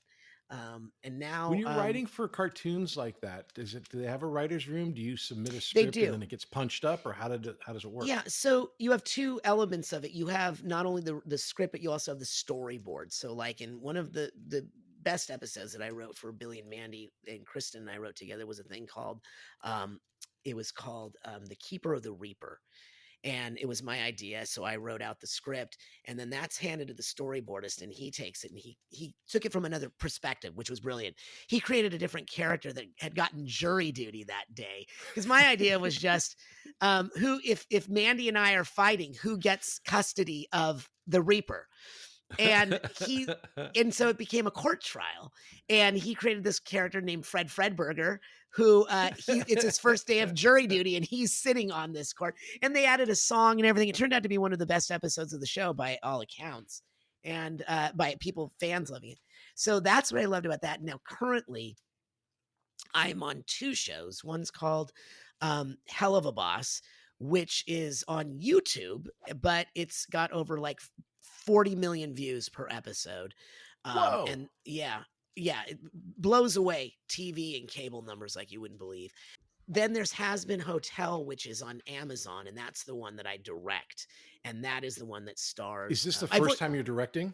So I voice direct both shows. So I'm on Hell of a Boss and I voice direct it. And I'm no, I voice directed for the pilot of Nihai Kai Lan on Nickelodeon, but I didn't continue with that one.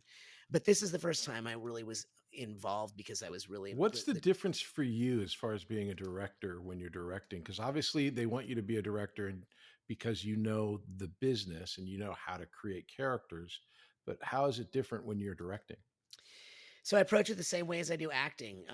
All I have to do is talk story to the actors. I go, in this story, this is happening and blah blah blah. And I've never ever had to give a line reading ever in any time that I've.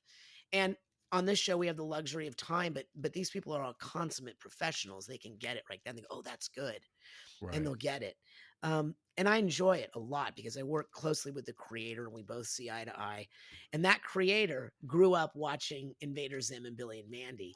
And that's why she wanted to work with me. And I always knew when I was younger, when I first started, I knew that someday I would work with somebody who had grown up watching my shows that would be in a position of power. And that's a pretty spectacular understanding very early on. here's the thing.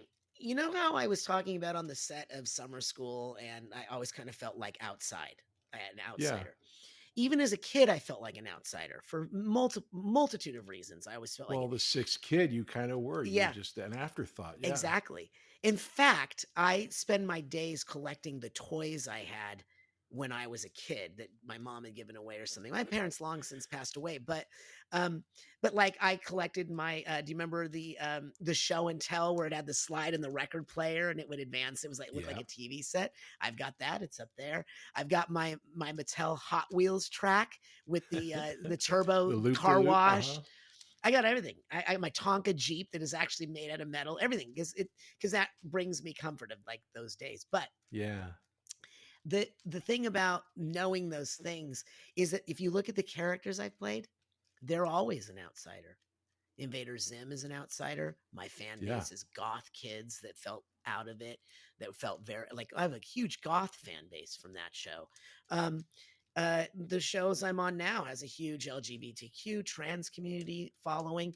People that have always felt outside. I've always felt outside because in my mind, I'm like, Brad Pitt or Tom Cruise in my head. I And then remember it's like, you were no. very much in your boss, in your Bruce Springsteen. Springsteen phase Yeah. when we were doing Summer School. Yeah, still in that phase. Yeah, I still love Bruce. But yeah, so I just knew it. I knew it because I knew that that these shows that I was doing spoke to a certain segment, and Vivian Madrano, Vivzy Pop, who is the creator of our show, she, she really related to these shows, and I knew that it would. And I do conventions. I'm doing 30 conventions. And she's the this year. creator of Helava or has been? Both Helava and Has Oh. Been. So they're both in the Okay. same world. They're called the Helliverse. And that's what we call it because it's the Helliverse. It takes place in hell, both shows. Well, okay, so we got to move on to to the what I call the questions. Oh no, before we do that, like one other independent film you did, we talked about it a little bit, called The Informant. It had a kid named Matt Damon and Steven Soderbergh. Yeah. So obviously, just by those two names, no matter how well the movie did in comparison to their other films, know, walking in, it's a high quality, big time deal. What was the experience there for you? So it was great. I flew first class, which is always nice when you're on a show. I flew first class. That's a big one. That's a big one. I got first class tickets with Tony Hale to Chicago. And we were supposed to have a 3-day shoot in Chicago. And then another, I think it was another week back in LA. So it's a 3-day shoot in Chicago. So Tony and I fly to Chicago, and we're going to shoot all the exteriors in Chicago, I think is what we're doing. And so this is going to be fun. 3 days in Chicago. It's not going to be too hard. And we shot it very fast. The whole thing was shot in 4 weeks because Matt was in between movies. I think he had to go shoot another what were those movies that he did with the Bourne franchise? Not the Bournes, or the Ocean 11s. Oceans, one of the Ocean. I pictures, get I get my movies? my movies confused as well, like with all the sequels that I do. So I can only imagine for him. So we get to Chicago, and it's our first day shooting, and Steven Soderbergh likes to shoot it himself because that's how he started. He started as a cinematographer. So he blocks the scene. We shoot a thing. We do another setup. We do another setup. We do another setup. And they go, okay, that's a wrap on Chicago. Whoa. One day. So seriously, you're in that kid movie you not. only one day? Because it's not like, it doesn't feel like that when you watch it. I know. You're all over He it. got everything he needed. A lot of it's handheld. And the thing is that I was bummed, but I still get paid for 3 days. But the crew doesn't. The crew doesn't. So they're like, that's it for us, right? So it was a lot of fun. Tony and I hung out. I run into Tony quite a bit. He's one not of the lately. funniest people. Very I don't funny. know him personally. I'm just a huge fan. He is a very funny guy. Very nice guy. Very nice guy. I'm going Matt to was a Army, nice mother. guy. Yeah. Well, there was this one point where we're doing an exterior establishing shot, where in fact, that's it right there. If you look on that, that's my informant picture. That was the ad that ran in the Times. And I was like, wow, I'm featured in the Times as the ad for the movie. It was nice. Where we're doing exterior shots and we're walking towards the thing, and it's got music over it, obviously, in the final product. But as we're walking, I'm just kind of improvising with, like, to Matt, like, okay, now when we get in there, blah, blah, blah. And Matt just keeps looking at me going, but he's not saying anything. And so we get in there and he goes, just so you know, this is, MOS, and you shouldn't say any words at all. You shouldn't talk. I'm like, oh, okay. I felt like embarrassed, right? I felt embarrassed.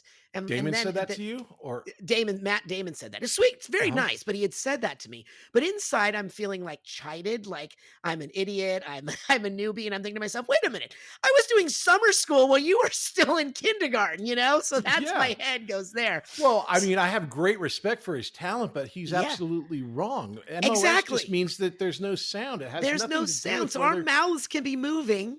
Unless he's one of those people that have done so many movies that he realized that, if I'm moving my mouth at some point, they're going to want me I'm going to have to come in an ADR. And I don't know what I'm going to say, and it's going to look bad. And he had a bad Exactly. experience. But for the rest of us, it's like, ooh, ADR day.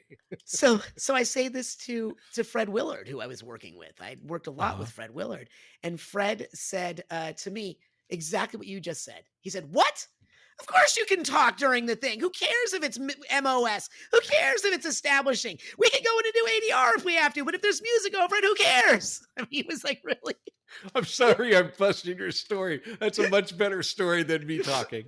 Well, no, you're absolutely right. No, I was like, no, you're absolutely right, because it's the same. When you're working with somebody like a Matt Damon, though, okay, so obviously that one moment. But and again, Soderbergh, it's not a bloated production by any means at 4 weeks. You're there to work. Yeah. I would have been excited, and I think you were too, of like, I'm going to get to soak in some of the Soderbergh magic or have a hang with Matt Damon. Yeah. But it's a couple hours and you're gone. And you're done. And they chartered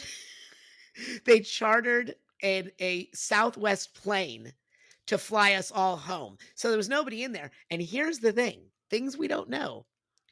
When it's a chartered plane, meaning this plane is just for us. We're the only ones on it.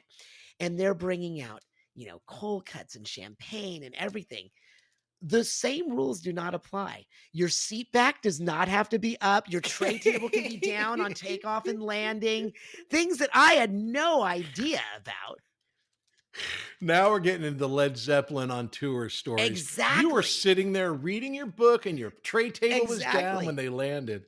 Yeah, because sometimes I don't put my phone in airplane mode. Well, thank God. Thank God. Listen, so I got to ask, because he's a huge star. Yeah. How was Matt Damon in general? I mean, Matt Damon was great. He was great. There was one moment where we're gonna do this bit we're gonna shoot this thing, and he says to Steven, I thought on this one I would do this, that, and this, and then maybe this and that and the other. Spills out this whole thing that he had worked out in his head and his mind and in his script and everything. And Steven just goes, all right, try it, and walks away. And Matt turns to me and he says, you better do your homework, because that's all you're going to get. But Matt, it was during the basketball championship. It was the Celtics versus the Lakers. And I'm obviously an LA guy. He's a Boston guy. Yeah. So he said, oh, we're going to wipe the floor with you. I go, no, you want to bet? He goes, yeah. And so we bet some piddly thing. But when I came home to my wife, I said, Matt and I made a bet on the championship, on the NBA championship. And she says, well, how much? I said, $10,000. And she says, what? But it wasn't really. I don't even remember who won the series. I'm sure Boston won. But even if they did, I didn't pay Matt. We'll be back after these messages. Hey there, my name is Patrick Labyorteaux, and I play an actor on TV. And I also have this acting school called Working Actors School. And what we do there is we teach people to act using Zoom. So you can take an acting class with me and with a person in Connecticut, in Florida, and San Diego all at the same time, thanks to the miracle of Zoom. Now, besides classes, I also offer a one-on-one session. It's an hour just between you and me working on a particular piece of material, whether it's for an upcoming audition or maybe you're working on something and you need to have that breakthrough moment. These are really, really fun, and they're really, really great because they're really personalized and intense in all the good ways that intense can be. So if you're working on something, if you want to break through, if you want to have a one-on-one session where you're not working with other people, this is the way to do it. All the information is in the classes page on workingactorsschool.com. Act 4, questions. This is the questions. It's a part of the show where I just ask you questions. It's real, real simple. You'll know all the answers because it's all about you. So the first one is called That's Showbiz. What is the most Hollywood moment of your life? Oh, I guess I was sitting front row center at the Oscars. That was very Hollywood. Is that Hollywood? How'd that happen? Not that you, I mean, My brother was don't deserve to be there. directing them. My brother was Okay. directing them, and it was the year of. It was the year of again. Here's my brain with movie titles.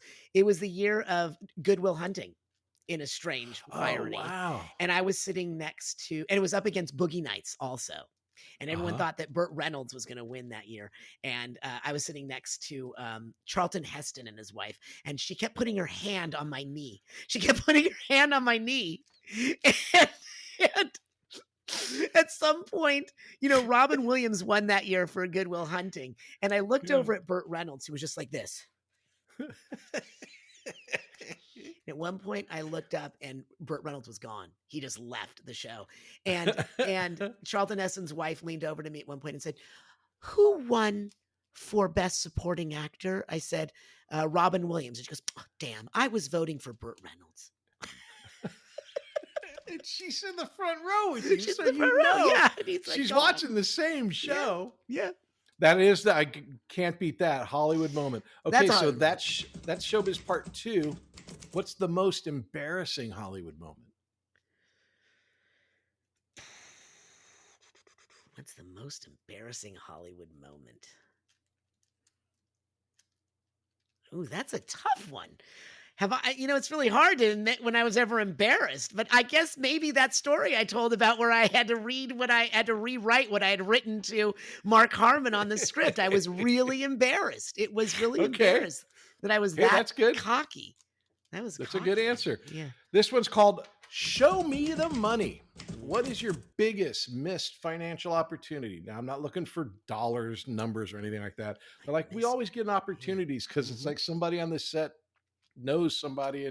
But what's your biggest missed financial opportunity? My missed financial opportunity. I think I would have made more on that Police Academy 3 than I did on Summer School. I think that's probably true. I think the deal was a little bit sweeter, but I'll take Paramount over whatever studio it was at the time. Well, if I remember, I don't remember TBS playing Police Academy 3 24/7 during the 80s. So TBS, USA, HBO, Max. The next one is called Show and Tell. Yeah. As a teenager, what was your favorite poster in your room and how did you come to obtain it? I know everyone thinks it's probably Farrah Fawcett because we all have I've had that one Farrah Fawcett. You had a Farrah Fawcett.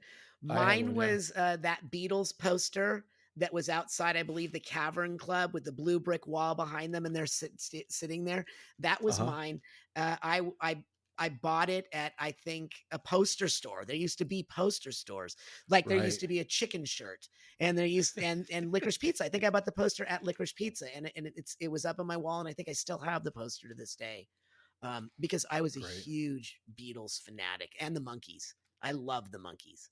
How can you not? Both of them had such great I'm music. a big proponent that they should be in the Rock and Roll Hall of Fame, and more so than some others, because yes, they were a TV band, but they became a real band. It's like Pinocchio, right? There's a couple of things here I want to talk about. Yeah. One of the greatest quotes I ever heard from Mickey Dolenz was like, he goes, being in the Monkees was like being on a hospital show, and then someone said you need to operate, and you need to operate on someone for real. It was like I Yeah. was playing a musician on a rock and roll show, and now I'm playing music for real. Yeah. And two, our mutual buddy Dean Cameron has Yes. many Monkey Yes. connections. With He was in a Amy band with Dolenz. Christian, and he Yeah. worked in a movie with Amy Dolenz. Yeah. He knows all the Monkey kids. Interesting side note. Mickey Dolenz went to Grant High School with my brother, who's the director, and Oh my he God. grew up in my neighborhood. Yeah. And his sister Coco. Yeah. Yeah, this whole town is lousy with us actors. The Valley This Band. one, in honor of your toy, is called Showdown. Oh boy. Best thing you ever did, worst thing you ever did. In life? No, no, like we won't talk about the murder, but like in like professionally. Oh, you're talking best thing I ever did. Wow. Yeah, what's the best thing you ever did? What's your worst performance? Best performance, worst performance. Oh, my best performance, I think, is Invader Zim is probably my best performance. I was young and I was like, No questions mentally. about the quality, but why is that like so important? I to you? was young. My mind was agile, was a lot more agile, so I could improvise very quickly. I like Chitty. Remember that? Do you remember that? I love that show. We did that when we were doing, like, we did improv together. Do you remember that? Remember that years ago?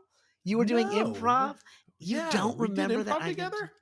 Yes, when you had that improv group, we did it, and I would do that. Oh, I like God. Chitty. Oh my God, I totally forgot about that. I know.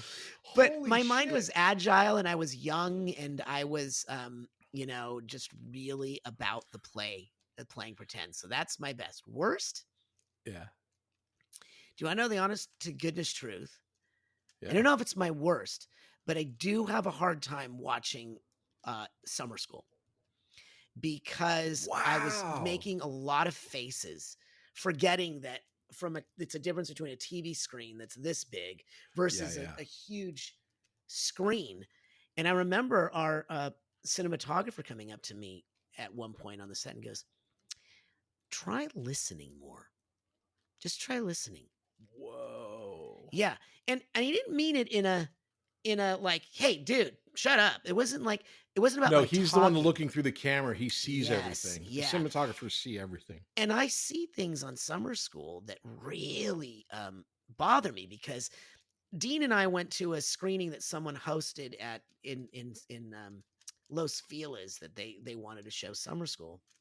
Uh-huh. And then we did a Q&A afterwards. And I was backstage and Dean's like, "What's the problem?" I said, "I don't like watching myself. Like, even like listening, I'm like going, like, those things really stand out to me." Of course, this is, 40 plus years hindsight. But Right. Dean said, "It was the 80s, man. We were all doing that." I'm like, "Oh, not all For of us." sure. I mean, it was a different literally a different time. Yeah. And also, but I think for you on a more personal level, based on just this conversation, you're reacting to the engine that was driving you at that point, At the which is time, a completely at that different time. engine than it is now. Yeah. Yeah. I would think that's a good observation. I think you're absolutely right. I don't think it was my worst performance ever, but I think No, that but on an there are, like, emotional level, that's where you went to. an for the emotional answer. level, that's get where it. I went. That's where I went. Yeah, look, as a third party, I can tell you were very funny in the movie, and not with Thanks. any caviats. It's like it, and I think people, love you in that role. Well, but I thank get you. it. Thank you.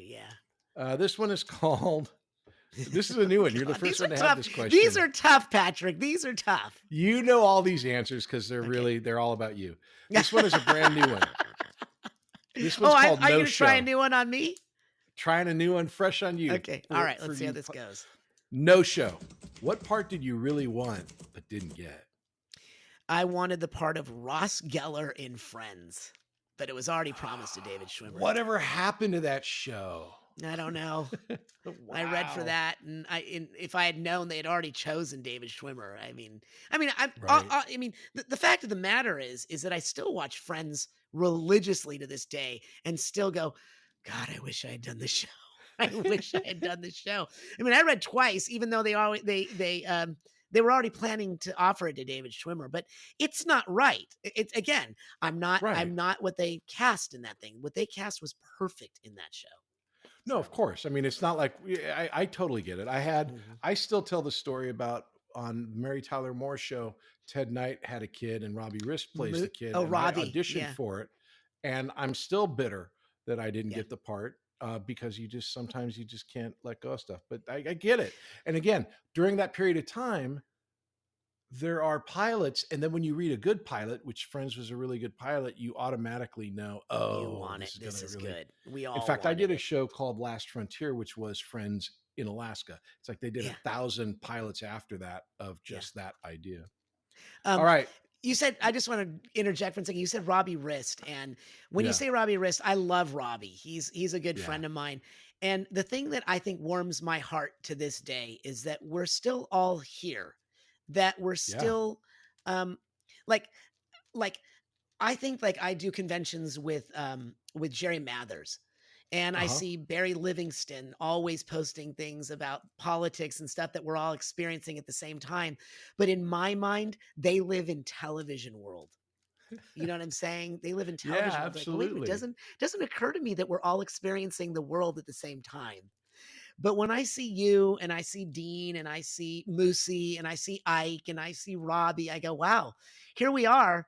We're still here. We're getting old together, which is like Right. kind of, I think, cool. So, All right. One last question. okay. This one's called Show Me Some Love. Mhm. What's your favorite performance of mine? You know the answer to this. You know the answer to this. It is I gotta Andy ask the question. Garvey. It is Andy Garvey without a doubt. You live in my television mind and you will always be Andy Garvey. Okay, excellent answer. Epilogue. Okay, so here we are in the epilogue. I don't know if you've got any sessions going, but I do know that you have an amazing school or seminars for voiceover and for acting. Can you tell us about that and what and where can they find it? Yeah, based on what I learned from my mentor, Dinah Castle, who I mentioned, I teach something called the art of playing pretend, designed to remind us of what it was like to play as we did when we were children before we got stuck in our head being our own director as we're trying to play. And so when we are auditioning, we have a tendency to think we have a tendency to be they oriented, meaning we're doing it for people out there, like the casting people or something. What are they trying looking to book for? the What job. do they want? And what most actors end up doing is acting the breakdown. And I have a saying, if you're familiar with SAG statistics, the working actor that's supporting themselves only books 2 to 3% of everything they read for. And if you're booking 2 to 3% of Wow. everything you're reading for, you're supporting yourself as a working actor. But it also means that 97 to 98% of the time we're going into that booth by ourselves with our workstation, with our DAW, with our script, with our one light, trying to impress people 97 to 98% of the time that we're never going to see, meet, hear, or know. And so I teach a class that teaches people to remember what it was like to play pretend and play pretend uninhibitedly. And if you're interested in that, you can go to my website, which is just richardhorvitz.com. And there's a classes button. You can just click on it and fill out the form. It'll go to my my classes email, and you will be. There's going to be a link in the description as well. Oh, great. Thank you. Thank you. Yeah. So it's right down there. And I teach that. And so I'm always on the road these days. I'm on the road this year, 29 of the 52 weekends this year, doing conventions. Like I'm all over the How country. do you, I mean, obviously I've done conventions as well. And basically the world of a convention is you sit at a table and people who know you and like you come up to you and compliment you. Yeah, So, I mean, exactly. obviously it's not It's a a lot bad of work. gig, but how do you Very find hard. it? How do you find, what's your experience? How do you like it? So I love it. I love it because the fans are always so endearing and sweet. And it's funny because they'll say, you were my childhood. And I'm like, oh, well, your parents owe me babysitting money. But it's really endearing. And what's more endearing is that kids that grew up on my early work, they're now adults with kids of their own who are fans of my work. And Right. so that part of it is great. I love the travel. I love the places I get to see and go. I've been everywhere from, Vienna, Austria to Sydney, Australia I've been to Australia 6 times doing Oh, these. wow. And I travel with my wife, Kristen. So it's great because our kids are grown and we have the time to do it. And so we do it and it's fun. I It's remember really it was hysterical. We all did a convention in Pasadena. yes. It was myself, Dean Cameron, Ken Oland. Ken Olant, and Yeah. yourself, Yeah. and we were all in a line. Yeah. And it was like Richard had the corner, which is if you must know, the very cool place to be because you get traffic from both sides. And then it was, I think, Ken Olant, then Dean, then myself. And it was like Richard's was like the most busy table. And it was like a ghetto for the rest of us from summer school. It was so funny. We were sitting there signing each other's photographs for each other. I remember this. In fact, what was so funny is like when you go to conventions, you have you've got a ton of merch that you sign pops, you have all this different stuff. If you're like me, sometimes you'll have a banner where it's like, oh, this is the movies I was in. And then if you're like Dean, you don't have this is my that. favorite thing. I'm gonna throw this picture up here. Yes. So Dean drew his own little banner. And you'll see it. It's just the most ridiculous sign that he It was drew. just a piece of paper. I thought it was the funniest thing I've ever seen. But you could, again, we're not talking money, but it was like, it was so funny because it was so obvious, how, I guess the theme of this show, right? For the outsider who didn't feel like he was one of the cool kids, you had the stripper, the cool guy, and the athlete just sitting there twiddling our thumbs, and you had a line all the way down the aisle, and deservedly so because the work you've done is amazing. But I think that's got to be some sort of kind of example of how it's all different. Well, you're way too kind, and thank you. And I don't look at it that way at all. I look at it as, wow, I'm still friends with people that we had a shared experience 40 years ago. And like I said, I love that we're all still friends. I love that we've gotten the chance to hang out more in the past years. I remember one time I was trying to set you up with my sister-in-law. I don't know if you remember this, when I was living in Los Feliz. I was living in Los Feliz, and my wife's sister was single. And you came out. I was living in Los Feliz, and you knew it was an obvious setup. I don't remember this. I know, but I remember I was working on JAG, and I fell in love with one of the producers by the name of Tina Albanese. We ended up getting married. Yeah. But for the first year, we dated secretly because we were both working on the show. Working on the same show, Didn't want anyone to know. Didn't want to. And my co-star, David James Elliott, the big tall guy, the hero guy on the show, he's a good guy. And he kept saying, hey, man, I got this girlfriend I want to set you up with. And I was like, no, I'm good. Until finally he comes to me one day and he goes, come here. And I go, what's going on, David? And he goes, I get it. I understand. And I'm really sorry. I didn't understand your sexuality. And I know that I've been setting you up with the wrong friends of mine. Would you be open to meeting a dude I know who's a really nice guy? Oh my gosh. And then it's like I said, well, no, I'm not interested. Thank you. It's so funny.